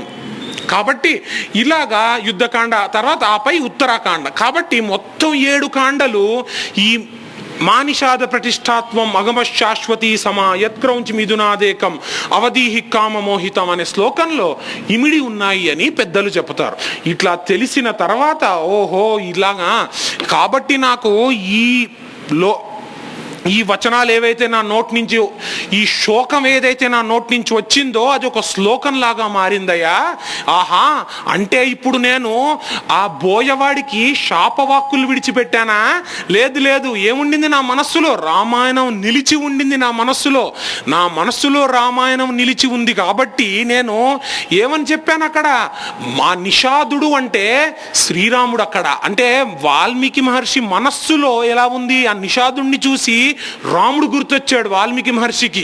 క్రౌంచం ఆ మగపక్షిని చూసి రావణుడు గుర్తొచ్చాడు. ఆ రావణుణ్ణి చంపితే కింద పడిపోతే పక్కన ఏడుస్తూ బాధపడుతున్న మండోదరి దేవిని చూశారు వాల్మీకి మహర్షి. ఆహా, ఈ అధర్మంలో తిరుగుతున్న క్రౌంచం పక్షి అయిన రావణుణ్ణి ఒక్క బాణంతో కొట్టి కింద పడేసిన రాముడా, నువ్వు చిరకాలము జీవించుగాక, నీ కీర్తి చిరకాలము వర్ధిల్లుగాక అని అన్న మాటలు వాల్మీకి మహర్షి నోటి నుంచి అప్రయత్నంగా దొరిలాయి. అది మనం అర్థం చేసుకోవాలి. కాబట్టి ఇదంతా చెప్పిన తర్వాత వాల్మీకి మహర్షి ఏం చేస్తారంటే మొత్తం శ్రీరామాయణాన్ని రాయడం మొదలు పెడతారు.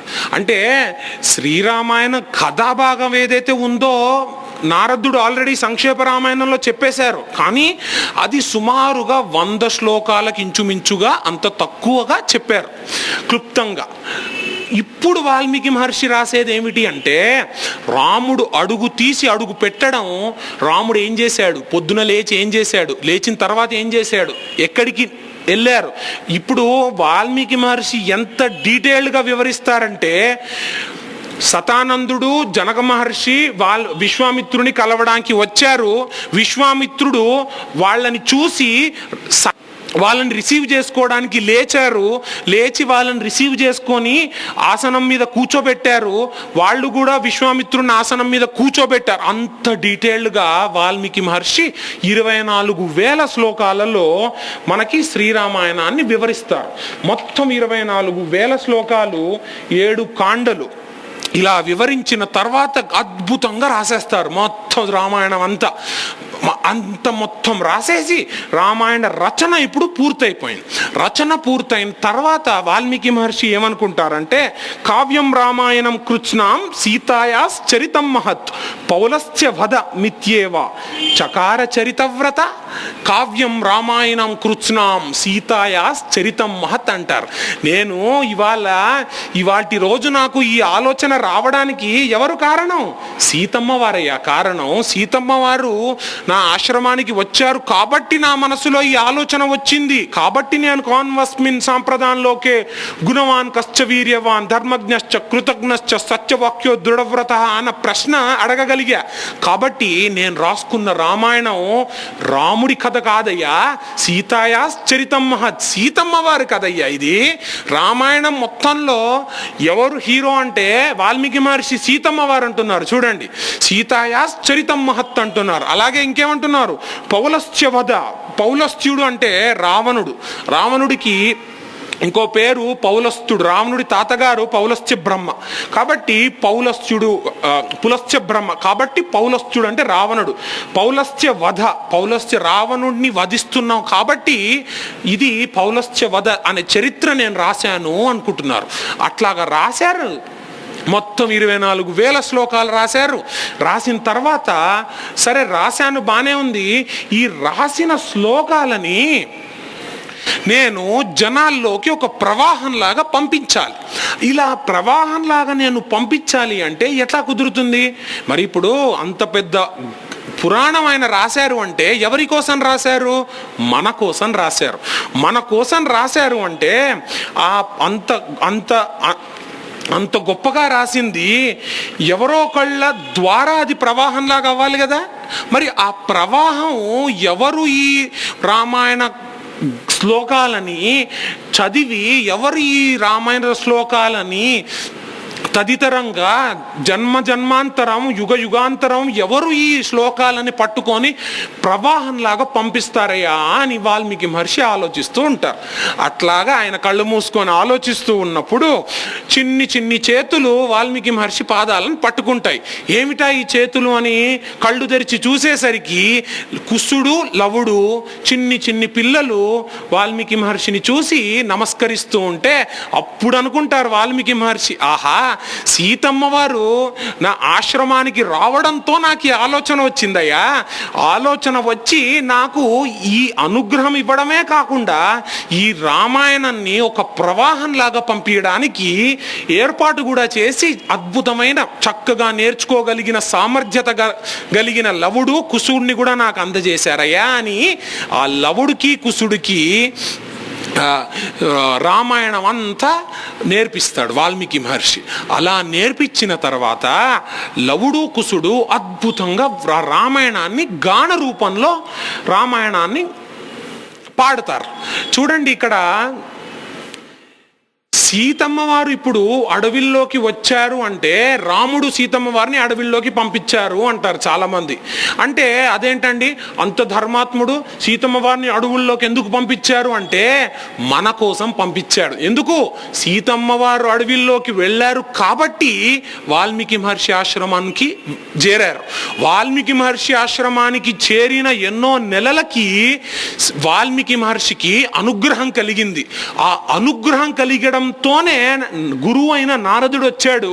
గురువైన నారదుడి రాకతో ఈయన కోన్వస్మిన్ సాంప్రదాయంలోకే అని ప్రశ్న అడగడం జరిగింది. ప్రశ్న అడగడంతో మనకి రామాయణం రావడం జరిగింది. కాబట్టే మనం ఇవాళ రోజు రామాయణం చెప్పుకుంటున్నాం. అది అంత అంతరార్థం ఇమిడి ఉంటుంది రాముడు ఒక పని చేశాడు అంటే. కాబట్టి రాముడు ఎవరో చెప్పిన మాటలకి సీతమ్మ వారిని అడవుల్లోకి పంపించారు అని అంత తేలికగా తీసి మనం మాట్లాడుకునే విషయం కాదది.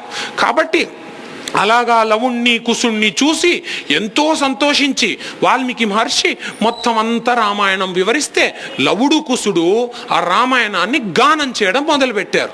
అట్లా గానం చేసిన రామాయణాన్ని ఏమైతుందంటే అందరున్న ఋషులు మునులు ఎవరైతే వాల్మీకి మహర్షి ఆశ్రమంలో అందరూ వింటారు. అందరూ విని ఎంత అద్భుతంగా గానం చేశారా పిల్లలు అని చక్కగా చెబుతూ వేరే చుట్టుపక్కల దేశాల్లో ఉండే జనాలందరూ కూడా మెల్లమెల్లగా రామాయణం గురించి తెలుసుకుంటూ ఉంటారు. అలాగొకనొకప్పుడు ఏం జరుగుతుందంటే రాముడు ఈ కథని వింటాడు. అంటే ఇప్పుడు చూడండి, వాల్మీకి మహర్షికి ఈ తన ఆశ్రమంలో ఉన్నది సీతమ్మ వారే, ఆ రాముడి భార్యే సీతమ్మ అని వాల్మీకి మహర్షికి రాసేటప్పుడు తెలీదు అంటారా? తెలీదు అనే అనుకోవాల్సి ఉంటుంది. రామాయణ కథలో అయితే తెలీదు అనే మనం అనుకోవాల్సి ఉంటుంది. మరి రాముడికి ఇప్పుడు ఇంత చక్కగా రామాయణం చెబుతున్నారే, ఈ పిల్లలు తన పిల్లలే అని తెలుసా? తెలీదు. ఈ పిల్లలు తన పిల్లలే అని రాముడికి తెలీదు. అయితే ఈ లవుణ్ణి కుశుణ్ణి అయోధ్యకి పిలిపిస్తారు. అయోధ్యకి పిలిపించి అయోధ్య పట్టణంలో అందరూ రాముడు లక్ష్మణుడు మొత్తం పరివారం అందరినీ కూర్చోబెడతారు. కూర్చోబెట్టి చక్కగా పాడుతున్న ఈ పిల్లలని వినండి అని అందరూ కూర్చొని చక్కగా లవుడు కుశుడు పాడుతున్న రామాయణం అందరూ వింటూ ఉంటారు. ఇట్లాగా వింటూ ఉన్నప్పుడు ఎలా మొదలు పెడతారంటే లవుడు కుశుడు ఏమంటాడంటే అయోధ్య పట్టణం గురించి వివరణ మొదలవుతుంది. ఇక్కడి నుంచి ఇంకా మొత్తం లవుడు కుశుడు రాముడికి ఎలా చెబుతున్నారో అంతా మనం ఇప్పుడు కథా రూపంలో చెప్పుకుంటాం. ఇప్పుడు అయోధ్య పట్టణం గురించి వివరిస్తున్నారు. అయోధ్య పట్టణం ఏమంటున్నారంటే కోసలో నామ ముదిత స్ఫీతో జానపదో మహాన్ నివస్వీతో సరయూ తీరే ప్రభుత ధనధాన్యవాన్ అయోధ్యానామనగరీ తత్ర సిల్లోక విశ్రుత మనునామా నవేంద్రేణ యాపురి నిర్మిత స్వయం ఆయతాదశ చద్వే చ యోజనాని మహాపురి శ్రీమతిత్రీని విస్తీర్ణి సువిభక్తం మహాపతః రాజమా మార్గేన మహతా సువిభక్తేన శోభితా ముక్త పుష్పవకీర్ణేన జలసిక్తేన నిత్యసా. మొత్తం అయోధ్య పట్టణాన్ని వివరించడం మొదలు పెట్టేస్తున్నారు. ఎవరు? లవకుశులు. ఏమంటున్నారంటే అయోధ్య పట్టణం కోసల దేశంలో ఒక పట్టణమయ్యా. కోసల దేశం అద్భుతమైన విశాలమైన ప్రదేశం. అందరూ సంతోషమైన జనాభా ఉన్నారు ఆ దేశంలో. ఆ దేశం యొక్క పట్టణం అయోధ్య పట్టణం పెద్ద పెద్ద రహదారులు ఉన్నాయి. అయోధ్య పట్టణంలో మంచి మంచి గొప్ప గొప్ప ఇళ్ళున్నాయి. గొప్ప గొప్ప జనాభా ఉన్నారు అయోధ్య పట్టణంలో. ఆ రహదారులు జల్లి నీళ్లు జల్లి పూలు జల్లి చక్కగా ఉన్నాయి అయోధ్య పట్టణం. ఈ అయోధ్య పట్టణం ఇంత విస్తీర్ణం, ఈ పట్టణానికి ఇంత పొడవు ఇంత ఒడ్డు అని మొత్తం పట్టణం అంతా గురించి వివరించి అయోధ్య పట్టణానికి అధిపతి ఉన్నారయ్యా దశరథుడు. ఎవరా దశరథుడు అంటే అద్భుతమైన ఇక్ష్వాకు వంశంలో ఉండే అతిరథుడయ్యా దశరథుడు. గొప్ప ధర్మ సంరక్షణ చేసేవాడు అయ్యా దశరథుడు. అలాంటి దశరథుడు ఈ అయోధ్య పట్టణానికి రాజయ్య. యదా మనుర్మహాతేజ లోకస్య పరిరక్షత తదా దశరథో రాజా వసన్ జగత్పాలయాత్. ఎలాగైతే మనువు మహాతేజోవంతమైన మనువు ఈ లోకాన్ని పాలిస్తున్నాడో దశరథ మహారాజు కూడా ఈ లోకాన్ని అలా పాలిస్తున్నాడయ్యా. తన దేశాన్ని అంత అద్భుతంగా పరిపాలన చేస్తున్నాడు. చాలా ధర్మ సంరక్షణ మీద దృష్టి కలిగిన వాడు. బ్రాహ్మణులని అలాగే ఎవరైతే వేదాలు చదువుకున్నారో వాళ్ళందరినీ చక్కగా చూసుకునేవాడు. అలాంటి దశరథుడయ్యా. ఆ దశరథుడు ఈ అయోధ్య పట్టణాన్ని పరిపాలిస్తున్నాడు అంటారు. అలా చెప్పిన తర్వాత వాల్మీకి మహర్షి ఏమంటారంటే అయోధ్య పట్టణంలో ఉండే జనాలు ఎవరైతే ఉన్నారో వాళ్ళని వివరిస్తారు. ఏమని వివరిస్తున్నారంటే నా కుండలి నా మకుటి నా స్రగ్వి నాల్పభోగవాన్ నా మృష్ఠ నా నులిప్తాంగో నా సుగంధశ్చ విద్యతే నా మృష్ఠభోజీ నా దాత నాప్యనంద ధనిష్కదృక్ నా హస్తాభరణో వాపి దృశ్యతి నాప్యనాత్మవాన్. అద్భుతంగా వివరిస్తున్నారు. ఏమంటున్నారంటే అయోధ్య పట్టణంలో అంట కుండలిలు వేసుకొని వాళ్ళు లేరంట. అంటే చెవుకి ఏవైతే ఇవి ఉంటాయి కదా, ఇయర్ రింగ్స్ అంటారే, అవి వేసుకొని వాళ్ళు లేరంట. నా మకుటి తలపాగా కట్టుకొని వాళ్ళు లేరంట. నా శ్రగ్వి నాల్పభోగవాన్. చూడండి, ఇక్కడ ఇవన్నీ వివరిస్తున్నప్పుడు ఒక్కడి మటుకు మనందరం అద్భుతంగా పట్టుకోవాలి. ఏమంటున్నారంటే నాల్పభోగవాన్ అంటున్నారు. అంటే అల్పభోగంలో ఉన్న వాళ్ళు ఎవరూ లేరంట. అది ఎట్లా కుదురుతుంది అండి? అంటే ఇప్పుడు ఒక జనాభాలో, ఒక పబ్లిక్లో అల్పభోగం అంటే తక్కువ భోగం అనుభవించే వాళ్ళు ఎవరూ లేరు అంటున్నారు. అది ఎట్లా కుదురుతుంది అంటే వాల్మీకి మహర్షి కవి హృదయం ఎట్లా పట్టుకోవాలి అంటే చూడండి, అల్పభోగవాన్ అంటే అక్కడ ఉంటున్న మనుషులు ఎవరైతే అయోధ్యలో ఉంటున్నారో వాళ్ళందరూ వాళ్ళకున్న భోగం ఏదైతే వాళ్ళ దగ్గర ఏదైతే ఉందో దాంతో పరమ సంతృప్తిగా, అద్భుతమైన సంతోషంగా, ఎంతో సంతోషంతో సంతృప్తిగా జీవిస్తున్నారు. వాళ్ళకి ఎంతుందో దాంతోనే సంతృప్తిగా జీవిస్తున్నారు. అది మనము చాలా జాగ్రత్తగా పట్టుకోవాలి ఇక్కడ. అంటే అల్పభోగం అంటే ప్రతి వాళ్ళ దగ్గర మంచి ఐశ్వర్యం ఉంది అని కాదు అర్థం. నాల్పభోగవాన్ అంటే ఎవరికి ఎంతుందో దాంతో వాళ్ళు సంతృప్తిగా, సంతోషంగా, అరే వాడికి ఇంతుందే నాకు లేదే అన్న బాధ లేకుండా అంత సంతృప్తిగా వాళ్ళు వాళ్ళ జీవితాన్ని ముందుకు సాగిస్తున్నారంట. అట్లాగే దాంతోపాటు ఇంకేమంటున్నారు, నా మృష్టభోజి నా దాత. ఏమంటున్నారు? నా మృష్టభోజి అంటే కడుపు నిండా భోజనం చేయని వాళ్ళు లేరంట ఎవరు. అంటే అది ఎట్లా కుదురుతుందండి? కడుపు నిండా భోజనం చేయని వాళ్ళంటే ఒక ఊరిలో భోజనం చేయగలిగిన వాళ్ళు ఉంటారు, చేయలేని వాళ్ళు ఉంటారు. మరి నా మృష్టభోజి అనేది ఎట్లా కుదురుతుంది అంటే వెంటనే ఇంకో మాట వేసేసారు. ఏమంటున్నారు? నా అదాత. నా అదాత అంటే దానము చెయ్యని వాడు ఎవ్వడూ లేడంట. అంటే చూడండి, ప్రతివాడు దానం చేసేవాడే. మరి ప్రతివాడు దానం చేసేవాడు అవుతున్నప్పుడు దానం పుచ్చుకునేవాడు ఎన్నాళ్ళు ఉంటాడు? ఎక్కువసేపు ఉండరు. ఒక్కసారిగా దానం పుచ్చుకునేవాడికి దానం వచ్చేస్తే నా మృష్టభోజి నా దాత, ఇంకా వాడు కడుపు నిండా భోజనం చేయగలుగుతాడు. కాబట్టి అయోధ్య పట్టణంలో అంత అద్భుతంగా ఉన్నారంట జనాలందరూ. చూడండి, ఇక్కడ మన సమాజానికి అన్వయం చేసుకుంటున్నప్పుడు మనం ఏమనుకుంటామంటే, ఆహా ఇన్ని హాస్పిటళ్ళు వస్తున్నాయి మన ఇంటి పక్కన, ఇన్ని హోటల్స్ వస్తున్నాయి మన ఇంటి పక్కన, ఇన్ని థియేటర్లు వస్తున్నాయి మన ఇంటి పక్కన, ఇన్ని ఇంకేదో ఆశ్రమాలు వస్తున్నాయి, వృద్ధాశ్రమాలు వస్తున్నాయి మన ఇంటి పక్కన అని డెవలప్మెంట్ అవుతోందని సంతోషిస్తాం. కానీ మీరు ఆలోచించండి, అంత హాస్పిటల్స్ ఇన్ని ఎక్కువ వస్తున్నాయి అంటే ఏమిటి అర్థం? అంటే ఆరోగ్యం క్షీణిస్తోంది అని అర్థం. ఎంత ఆరోగ్యం క్షీణిస్తుంటే మనుషులకి అన్ని హాస్పిటళ్ళు వస్తున్నాయి, అది అర్థం. అక్కడ ఇన్ని హోటల్స్ వస్తున్నాయి అంటే ఏమిటి అర్థం? ఎంతమంది బయటకి వెళ్ళి ఇంట్లో భోజనం చేసుకోలేక బయటకి వెళ్ళి తినే పరిస్థితి వస్తుంది అని అర్థం. ఇన్ని అనాథాశ్రమాలు వస్తున్నాయి అంటే ఏమిటి అర్థం? ఎంతమంది అనాథులై ఇన్ని వృద్ధాశ్రమాలు వస్తున్నాయి అంటే ఏమిటి అర్థం? ఎంతమంది తల్లిదండ్రులు ఎంతమంది పిల్లలు వాళ్ళ తల్లిదండ్రుల్ని వృద్ధాశ్రమాల్లో వదిలేస్తున్నారో అది దాని అర్థం. కాబట్టి రామాయణం మనకి ఏం చెప్తోంది అంటే మన సమాజంలో ఎట్లా బతకాలో మనకి రామాయణం చెప్తోంది. ఇక్కడ ఏమంటోంది? నా మృష్టభోజి నాదాత నాప్యనంగతి ధనిష్క దృక్ అంటే ఎవడు దానం చేయని వాడు లేడంట. ఎవరన్నా కొత్తగా వస్తే అయ్యా మా ఇంటికి రండి అంటే మా ఇంటికి రండి అని అందరూ ఆహ్వానం చెప్పేవాళ్లే అంట. అట్లాంటి పరిస్థితుల్లో బయట హోటల్ ఉండాల్సిన అవసరం ఉందా? లేదు. ఎక్కడికన్నా వెళ్ళామనుకోండి, ఆ నగర పౌరులే మిమ్మల్ని పిలిచి అయ్యా మా ఇంటికి రండి అంటే మా ఇంటికి రండి అని ఆహ్వానిస్తున్నారంటే ఇంకా బయట హోటల్ ఉండాల్సిన అవసరం ఏముందండి?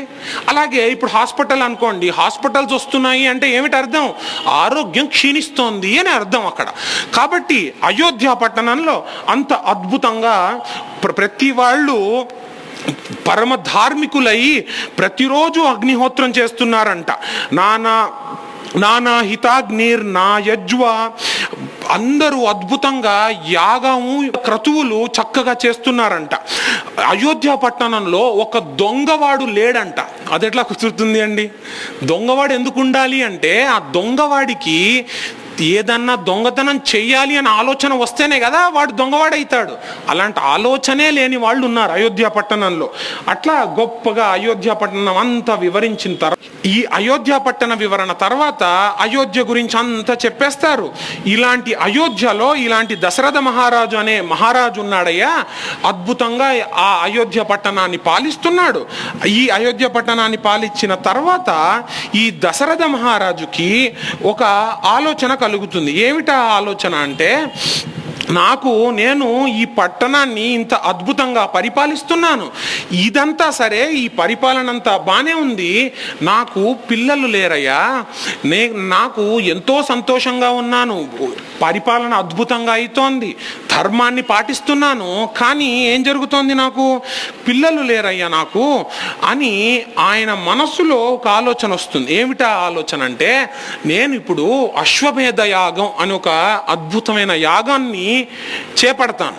ఈ యాగం జరిగిన తర్వాత నేను ఆ యాగంలో ఏదైతే హవిస్సునివ్వాలో ధార్మికంగా ఆ హవిస్సునిచ్చి యాగం చేసిన తర్వాత నాకు పిల్లలు పుడతారేమో అని నేను కోరుకుంటాను, నమస్కరిస్తాను అని ఆలోచించి అశ్వమేధ యాగం చేయడానికి పూనుకుంటారు.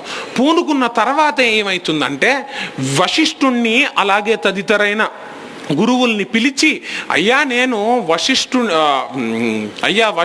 వశిష్ఠుడు వామదేవుడు అయోధ్య పట్టణానికి ఋత్విక్కులు, అలాగే అయోధ్య పట్టణానికి 8 మంది మంత్రులు ఉంటాడు, అందులో ప్రథమంగా సుమంత్రుడు, వీళ్ళందరినీ పిలిచి ఈయన మనసులో ఉండే ఆలోచన చెప్తారు. ఎవరు? దశరథ మహారాజు. ఈయన మనసులో ఉండే ఆలోచన ఏమంటారంటే, నేను అశ్వమేధ యాగం చేయదలుచుకుంటున్నాను, కాబట్టి ఈ అశ్వమేధ యాగాన్ని ఎలా చేయాలో మీరు ధార్మికంగా ఎలా చేయబడాలో అట్లాగా మీరు దీన్ని చేయించండి అని చెప్తారు. అలా చెప్పడంతో అక్కడుండే వశిష్ఠుడు ఏమంటారంటే, తప్పకుండా జరిపిద్దాము అని ఏర్పాట్లన్నీ మొదలు పెడుతూ ఉంటారు. అట్లాంటి సమయంలో ఏం జరుగుతుందంటే, సుమంత్రుడు దశరథుడి దగ్గరికి వచ్చి ఒక మాట చెప్తాడు ఏకాంతంలో. ఏం మాట చెప్తాడు అంటే, సుమంత్రుడు, దశరథ మహారాజా, నాకు సత్యయుగంలో జరిగిన ఒక వృత్తాంతం తెలుసు. నాకు ఏమిటా వృత్తాంతం అంటే, ఫలానా ఒకానొకప్పుడు సనత్ కుమారుడు నాకు ఈ కథ చెప్పాడయ్యా, నీ గురించి చెప్పాడు. ఇది ఏమిటా కథ అంటే, ఒకానొకప్పుడు కశ్యపుడికి కొడుకు అయిన విభండకుడు అనొక మహర్షి ఉన్నాడయ్యా. ఆ విభండకుడికి కొడుకు ఋష్యశృంగుడు అనే ఒక మహర్షి ఉన్నాడు. ఈ ఋష్యశృంగుడు అనే మహర్షి ఎవరైతే ఉన్నారో ఆ మహర్షి అద్భుతమైన శక్తిశాలి. అంత గొప్ప మహర్షి కానీ నువ్వు అశ్వమేధ యాగం చేపడుతున్నావు కదా, అంత గొప్ప మహర్షి కానీ ఈ అశ్వమేధ యాగానికి రాగలిగాడు అనుకో, ఆయన ఆశీర్వచనాలతో నీ కోరిక నెరవేరుతుందయ్యా. ఆయనని నువ్వు పిలిపించే ప్రయత్నం చెయ్యి. ఆ ఋష్యశృంగ మహర్షి ఎవరో కాదు, నీకు తెలిసిన అంగరాజ్యం ఏదైతే ఉందో ఆ అంగరాజ్యంకి రాజు ఉన్న రోమపాదుడు అనే ఆ రోమపాదుడికి అల్లుడయ్యా ఈ ఋష్యశృంగుడు. ఆ ఋష్యశృంగ మహర్షిని నువ్వు కానీ పిలిపిస్తే నీ యాగం అద్భుతంగా జరుగుతుంది. అలా కాబట్టి నువ్వు వెళ్ళి ఆ ఋష్యశృంగుడిని పిలిపి అంటారు. అయితే మనం ఒక 5 నిమిషాలు ఈ ఋష్యశృంగ మహర్షి గురించి చెప్పుకుందాం.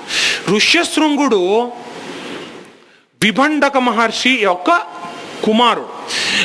విభండక మహర్షి ఋష్యశృంగుడిని ఎలా పెంచారు అంటే, అరణ్యాలలో పుట్టినప్పటి నుంచి పెద్దగా అయ్యేదాకా ఋష్యశృంగుడు తన తండ్రిని తప్ప ఇంకెవరిని చూడలేదు. అలా చూడకుండా కేవలం తపశ్శక్తి కోసం మొత్తం ఋష్యశృంగుడు ఏం చేశారంటే, తపస్సు చేస్తూనే ఉన్నారు. తన తండ్రి ఒక్కడే తెలుసు, ఇంకెవ్వరూ తెలియదు. ఇంకొక మూడో వ్యక్తిని చూశాడా అంటే చూడలేదు ఋష్యశృంగుడు. కాబట్టి కేవలం ఆ విభండక మహర్షి, ఋష్యశృంగుడు వీళ్ళిద్దరే ఉన్నారు. ఇలా ఉన్నప్పుడు గొప్పగా తపస్సు చేస్తున్నాడు, ఎంతో తపోబలం ఋష్యశృంగ మహర్షికి. అలాగా అవుతున్నప్పుడు అంగరాజ్యం అని ఒక రాజ్యం ఉంది. ఆ రాజ్యానికి అధిపతి రోమపాదుడు అనో రాజు. ఆ రాజు ఏమైతుందంటే ఒక బ్రాహ్మణుడితో కొంచెం పిచ్చిగా ప్రవర్తిస్తాడు. అట్లా ప్రవర్తించడంతో బ్రాహ్మణుడిని అనకూడని మాటలు అంటాడు. అట్లా అనడం వలన ఏం జరుగుతుంది, ఆ బ్రాహ్మణుడు ఈ రోమపాదుడి మీద శాపం విడిచిపెడతారు. అట్లా విడిచిపెట్టేసరికి ఆ అంగరాజ్యం అంతా వానలు పడక, వర్షాలు పడక, అక్కడ ధనధాన్యాలు లేకుండా చాలా నశించిపోవడం ప్రారంభం అవుతుంది అంగరాజ్యంలో. అట్లా జరుగుతున్నప్పుడు అక్కడ ఉండే రాజు రోమపాదుడు తన మంత్రుల్ని పిలిచి, ఏం జరుగుతోందయ్యా మన రాజ్యానికి, ఎందుకు వానలు పడట్లేదు, ఎందుకు ఇట్లా జరుగుతోందంటే, ఫలానా రోజు మీరు ఆ ఫలానా బ్రాహ్మణుడితో అనకూడిన మాటలు అన్నారు కాబట్టే ఆ బ్రాహ్మణుడి శాపం వాక్కు వల్ల ఇట్లా అవుతోందయ్యా, మీరేం చేయాలి అంటే విభండకుడు అనే ఒక మహర్షి ఉన్నాడు, ఆయన కొడుకైన ఋష్యశృంగుణ్ణి పిలిపించండి. పిలిపిస్తే ఆయనకి ఎంత శక్తి ఉంది అంటే, పృథివ్యాపస్తేజో వాయురాకాశాత్, భూమిని నీళ్ళని, వాయువుని, తేజస్సుని, ఆకాశ, ఈ పంచభూతాలని శాసించగలిగే శక్తి ఉందయ్యా ఆయనకి, అంత తపో బలం ఉంది ఆయనకి. ఆయనను పిలిపించండి. ఆయన పిలిపిస్తే ఆయన కానీ మన అంగరాజ్యంలోకి అడుగు పెడితే వర్షాలు కుంభవృష్టిగా కురుస్తాయి అని చెప్తారు. కానీ ఇప్పుడు ఏం జరుగుతుంది, విభండకుడు మహాకోపిష్టి అయిన మహర్షి తన కొడుకును కానీ తీసుకెళ్తున్నాడు అని తెలిస్తే ఎక్కడ శాపవాక్కు విడిచిపెట్టేస్తాడో అని భయం. కాబట్టి ఏదైతే అంగరాజ్యంలో ఉండే మంత్రులు వాళ్ళందరూ ఏమనుకుంటారంటే, ఇది కుదరని పనయ్యా, రోమపాదుడిని తేలేము మనము అని. అలా చెప్పి ఆ అంగరాజుకి చెప్తాడు, రోమపాదుడికి చెప్తాడు. ఏమని చెప్తారు, అయ్యా మేము తేలేము, ఋష్యశృంగుడిని తేయడం చాలా కష్టం, విభండకుడికి తెలిస్తే మా ప్రాణాలు ఉండవు, మమ్మల్ని శపించేస్తారు, అంత వాక్కు అంత బలం ఉంది ఆయనకి, అంత తపస్సు శక్తి ఉంది ఆయనకి అని. అలా చెప్పడంతో రోమపాదుడు, మీరు ఏదన్నా చేసి ఋష్యశృంగుడిని తేయండి అంటాడు. అట్లా అనేసరికి వీళ్ళేం చేస్తారంటే, చక్కగా అందంగా ఒక ఆడవాళ్ళని తయారు చేసి ఎక్కడైతే ఋష్యశృంగ మహర్షి ఉంటాడో ఆ ప్రాంతానికి పంపిస్తాడు. చూడండి, ఇందాక మనం ఏం చెప్పుకున్నాము, ధర్మము తెలియడం ఎంత అవసరమో అధర్మం ఏమిటి అనేది కూడా తెలియడం అంతే అవసరం. ఋష్యశృంగి మహర్షిని గురించి నేను మాట్లాడేంత పెద్దవాడిని కాదు నేను. అయినప్పటికీ చూడండి, ఒక పిల్లవాడు ఉన్నాడు, ఆ పిల్లవాడికి నాన్న ఇది మంచి, ఇది చెయ్యి అని చెప్పడం ఎంత ఆవశ్యకతమో, నాన్న అదిగో వాళ్ళు చేస్తున్నారే అది తప్పు నాన్న, అలా చెయ్యకూడదు, అదిగో వాళ్ళు అలా ప్రవర్తిస్తున్నారే, వాళ్ళు ఏదో అది తాగుతున్నారే, అది తాగడం తప్పు నాన్న, అది చేయకూడదు అని చెప్పడం కూడా అంతే ఆవశ్యకతం. లేదు ఏం జరుగుతుంది అంటే, పిల్లలకి ఏది మంచో ఏది చెడో తెలియకపోతే వచ్చే ఇబ్బంది ఏంటి అంటే, మంచి తెలుస్తుంది, చెడు అనేది ఇది చెడు అని వాళ్ళకి తెలియదు.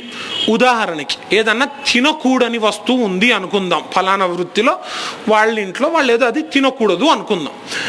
అది నాన్న ఇది తినకూడదు అని తల్లిదండ్రులు చెప్పలేదనుకోండి, వాళ్ళ ఎవరో ఒకళ్ళు తెచ్చి, అరే ఇది ఒక పండురా, చాలా బాగుంటుందిరా ఈ పండు అని చెప్తే ఈ పిల్లాడేమనుకుంటాడు, ఓహో ఇది ఇంకో పండు కాబోలు అని తినేస్తాడు. కాబట్టి ఏది మంచో అది తెలియడం అంత అవసరం, ఏది చెడో అది తెలిసి దాన్ని చేయకుండా ఉండడం కూడా అంతే అవసరం. ఇప్పుడు ఏమైతుంది, ఋష్యశృంగ మహర్షికి వీళ్ళందరూ వేశ్యలుగా వచ్చి ఋష్యశృంగుడి దగ్గరికి వస్తారు. దగ్గరికి వచ్చి చక్కగా ఏదో పాటలు పాడడం మొదలు పెడతారు. పాటలు పాడడం మొదలు పెట్టేసరికి ఋష్యశృంగుడికి అసలు ఆడవాళ్ళు ఎలా ఉంటారో అనేది కూడా తెలియకపోయేసరికి వీళ్ళని చూస్తారు. చూసి అరే వీళ్ళు ఏదో విచిత్రంగా ఉన్నారే, మేమున్నట్టు నేను మా నాన్నగారు ఉన్నట్టు లేరే, ఏదో విచిత్రంగా ఉన్నారే వీళ్ళు అనుకుంటాడు. అనుకొని వాళ్ళతో మాట్లాడతారు. ఎవరండి మీరు, ఇంత చక్కగా పాడుతున్నారు, ఏమిటి మీరు ఇలా ఉన్నారు అని అడుగుతారు. వాళ్ళు ఏమంటారంటే, మేము కూడా మనుష్యులమే, మమ్మల్ని కూడా మనుష్యులే అంటారు, మీలాగే మేము కూడా, కానీ మాకేవో కొద్దిగా తేడాలు ఉన్నాయి అంతే, కానీ మేము కూడా మనుష్యులమే అని ఋష్యశృంగ మహర్షితో స్నేహం చేసుకోవడానికి ప్రయత్నిస్తారు. అట్లాగా ప్రయత్నిస్తూ వాళ్ళు సరైన సమయం చూసి విభండక మహర్షి లేనప్పుడే ఋష్యశృంగుడి దగ్గరికి వస్తారు. వచ్చి మాట్లాడుతూ మొదలు పెడతారు. అయిన తర్వాత ఏం చేస్తారంటే, వాళ్ళు అక్కడతో ఆపకుండా, ఇప్పుడు వాళ్ళు ఎందుకు వచ్చారు ఇక్కడికి, ఋష్యశృంగుడిని తీసుకెళ్ళడానికి వచ్చారు. తీసుకెళ్ళడానికి వచ్చినప్పుడు వీళ్ళు ఏం చేస్తారు, ఏదో తమోగుణానికి అనుగుణంగా ఉండే పదార్థాలేవో తీసుకొని వస్తారు. తీసుకొని వచ్చి ఋష్యశృంగుడికి తినడానికి ఇస్తారు. తినడానికి ఇచ్చినప్పుడు ఋష్యశృంగుడు చూడండి, ఋష్యశృంగుడికి ఇప్పటిదాకా కేవలం ఫలాలు, సాత్విక ఆహారం తెలుసు, ఇది తామసిక ఆహారం అని కూడా తెలియదు ఆయనకి. అలాంటి పరిస్థితుల్లో ఇదేమిటి అని అడిగారు. అడిగితే ఇది కూడా పళ్ళే, మా ఊరిలో ఈ చెట్లలో ఈ పళ్ళు కాస్తాయి అని చెప్పారు. చెప్పేసరికి ఋష్యశృంగుడు పుచ్చుకుంటారు. పుచ్చుకునేసరికి ఋష్యశృంగుడు అలా పుచ్చుకున్న తర్వాత వీళ్ళందరూ ఏం చేస్తారంటే, వెళ్ళేటప్పుడు ఒక్కసారిగా ఋష్యశృంగ మహర్షిని గట్టిగా వాటేసుకొని మేము బయలుదేరుతామయ్యా అని చెప్పి బయలుదేరి వెళ్ళిపోతారు. వెళ్ళిపోయినప్పటి నుంచి ఋష్యశృంగుడి తపస్సులో కించిత్ కొంచెం చాంచల్యంలాగా జరుగుతుంది. ఏం జరుగుతోంది, ఎందుకు నా మనస్సు నిగ్రహంలో పెట్టుకోలేకుండా ఉన్నాను అని ఆలోచిస్తూ ఉంటారు కొన్ని రోజుల దాకా. అప్పుడు ఆయనకు మనస్సులో వీళ్ళు కనిపిస్తారు. ఆహా, వీళ్ళు వచ్చారు, అప్పటి నుంచే నాకేదో అయింది అని అనుకుంటారు. అని వాళ్ళు ఎక్కడున్నారు, మళ్ళీ వాళ్ళతో ఒకసారి మాట్లాడదామని మళ్ళీ ఈసారి ఈయన వెళ్తారు వెతకడానికి. వెళుతున్నప్పుడు వాళ్ళు కొద్దిగా దూరంగా ఉంటారు. అట్లా వెళ్ళి వాళ్ళతో మాట్లాడతారు. మాట్లాడి ఆ వేశ్యలు ఎవరైతే ఉన్నారో వాళ్ళు ఏమంటారంటే, అయ్యా మేమందరం మీ ఆశ్రమానికి వచ్చాం కదా, ఇప్పుడు మనం అందరం స్నేహితులం కదా, ఇప్పుడు మీరు మా ఆశ్రమానికి రావాలి, మా ఆశ్రమం అంగదేశం కాబట్టి మీరందరూ మా ఆశ్రమానికి రావాలి అని ఋష్యశృంగ మహర్షిని తీసుకెళ్లే ప్రయత్నం చేస్తారు. తీసుకెళ్తే తప్పకుండా వస్తాను నేను, మీరు నాకు మా ఆశ్రమానికి వచ్చారు, నా ఆతిథ్యం పుచ్చుకున్నారు, నేను కూడా మీ ఆశ్రమానికి వస్తాను, మీ ఆతిథ్యం పుచ్చుకుంటాను అని చెప్పి ఈ వేశ్యలు ఋష్యశృంగ మహర్షిని అంగదేశానికి ఎలాగో అట్లా తీసుకెళ్ళడం జరుగుతుంది. తీసుకెళ్ళిన తర్వాత ఒక్కసారిగా ఋష్యశృంగుడు వెళుతూ ఉన్నప్పుడు ఆ అంగదేశంలో అడుగు పెట్టేటప్పటికీ కుంభవృష్టిగా వర్షాలు. చూడండి, మరి ఇలాంటివన్నీ వినసఖ్యంగా లేవండి, ఇలాంటివన్నీ అసలు జరుగుతాయా అండి? అసలు యాగం చేస్తున్నప్పుడు హవిస్సు వేస్తే ఆ హవిస్సు దేవతలకు అందుతుందా అండి అంటే ఖచ్చితంగా అందుతుంది. అది పట్టుకునే స్థాయికి మనం ఎదగాలి. We should be in a position to appreciate that. అప్పుడే మనకి అది పట్టుకునే స్థాయికి మనం ఎదిగితే దేవతలు మనకి కనిపిస్తారు. హవిస్సు ఇస్తున్నప్పుడు దేవతలు వచ్చి ఆ హవిస్సుని పుచ్చుకుంటారు. కాబట్టి అంత తపస్సుతో అంత శక్తివంతులు ఇప్పటికీ ఉన్నారు. అయితే అట్లాగా అంగరాజ్యంలో అడుగు పెట్టేసరికి కుంభవృష్టి వర్షం కురిసేటప్పటికీ వీళ్ళందరూ, రోమపాదుడు అందరూ వచ్చి ఋష్యశృంగ మహర్షి కాళ్ళకి నమస్కారం చేసి, శిరస్సు వంచి కాళ్ళకి నమస్కారం చేసి, అయ్యా క్షమించండి, ఈ ద్వారా మిమ్మల్ని తేయాల్సి వచ్చింది, ఎందుకంటే మీ నాన్నగారైన విభండకుడుకు మీద మాకు చాలా భయం అయ్యా, ఆయన ఎక్కడైనా శాపవాక్కు విడిచిపెట్టేస్తారేమో అని మాకు భయం, కాబట్టి మేము ఈ పని చేయాల్సి వచ్చింది అని రోమపాదుడు తన కూతురైన శాంతని ఋష్యశృంగుడికి ఇచ్చి వివాహం చేసి, ఋష్యశృంగుడు శాంత అంగరాజ్యంలోనే కాలం గడుపుతూ ఉంటారు. ఇట్లాంటి ఋష్యశృంగుడిని తీసుకొని రండి అంటారు. చూడండి, ఋష్యశృంగుడి ఎంత తపశ్శక్తి ఉందో మనకి. ఇప్పుడు ఋష్యశృంగుడు ఎక్కడైతే తపస్సు చేశాడో అక్కడ ఆ శక్తి ఎలా ఉంటుంది అంటే, ఒక కప్పకి పాము పడగ విప్పి ఆ కప్పకి ప్రొటెక్షన్ ఇస్తోంది. ఒకానొకప్పుడు. ఏదేంటయ్యా ఈ ఇప్పుడు పాము కప్ప పరస్పర విరోధం ఉన్నవాళ్ళు, అలాంటిది పాము కప్పని కాపాడుతోందంట ఒక దగ్గర. ఏంటప్పా ఈ పాముని ఇట్లా కాపాడుతోంది అని చూశారు. ఎవరు చూశారు? శంకర్ భగవత్పాదులు చూశారు.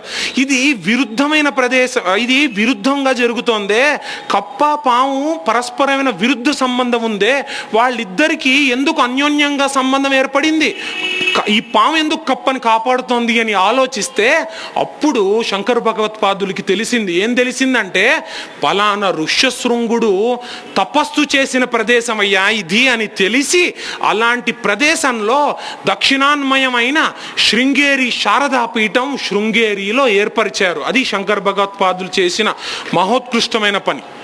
కాబట్టి అంత తపశక్తితో ఉండే ప్రదేశం శృంగేరి. అలాంటి శృంగేరి పీఠం యొక్క శాఖలో మనం ఇవాల్టి రోజు రామాయణం చెప్పుకుంటున్నాం.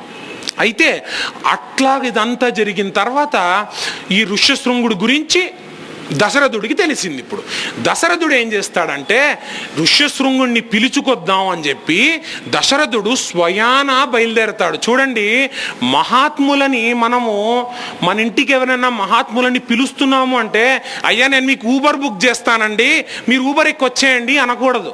మనం వెళ్ళి ఆయనని మనతో ఎక్కించుకొని మనతో తీసుకొని రావాలి. అది మనం రామాయణం నుంచి నేర్చుకుంటున్నాం.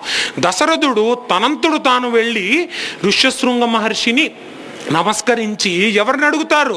ఋష్యశృంగ మహర్షి యొక్క మామగారైన రోమపాదుడిని అడుగుతారు. ఏమని అడుగుతారు? అయ్యా మీ అల్లుణ్ణి నేను ఇట్లా ఫలానా యాగం చేయదలుచుకుంటున్నాను, ఇందులో కానీ అంత గొప్ప తపశ్శాలి అయిన ఋష్యశృంగుడు వస్తే నా యాగం ఎంతో చక్కగా జరిపిస్తారయ్యా, మీ అల్లుడైన ఋష్యశృంగుణ్ణి నాతో పాటు పంపియవయ్యా, అలాగే అల్లుణ్ణి కూతుర్ని శాంతని ఋష్యశృంగుణ్ణి మాతో పాటు పంపియవయ్యా అని రోమపాదుణ్ణి అడిగితే, రోమపాదుడు ఋష్యశృంగుణ్ణి అడిగి అప్పుడు ఋష్యశృంగుడు శాంత అయోధ్య పట్టణానికి రావడం జరుగుతుంది. అయోధ్య పట్టణానికి వచ్చారు. వచ్చిన తర్వాత అశ్వమేధ యాగం మొదలు పెడతారు. ఎవడు? దశరథ మహారాజు. అశ్వమేధ యాగం ఎట్లా మొదలు పెడతారు? అశ్వమేధ యాగం తర్వాత పుత్రకామ ఇష్టి అని ఒక ఇష్టి జరిపిస్తారు ఋష్యశృంగులు. పుత్రకామ ఇష్టి అయిన తర్వాత కౌసల్య, సుమిత్ర, కైకేయి ఎలా గర్భవతి అవుతారో, గర్భవతి ఎలా అవుతారంటే సాక్షాత్తు విష్ణు ఎందుకు అవతరిస్తారు, ఏమిటా కథ, రాముని జననం, అవన్నీ రేపటి రోజు చెప్పుకుందాం. అప్పటిదాకా ఇంకో 22 గంటల్లో కలుద్దాం. అప్పటిదాకా చక్కగా అందరం రామనామం చెప్పుకుంటూ సంతోషంగా బతుకుదాం. జై శ్రీరామ్.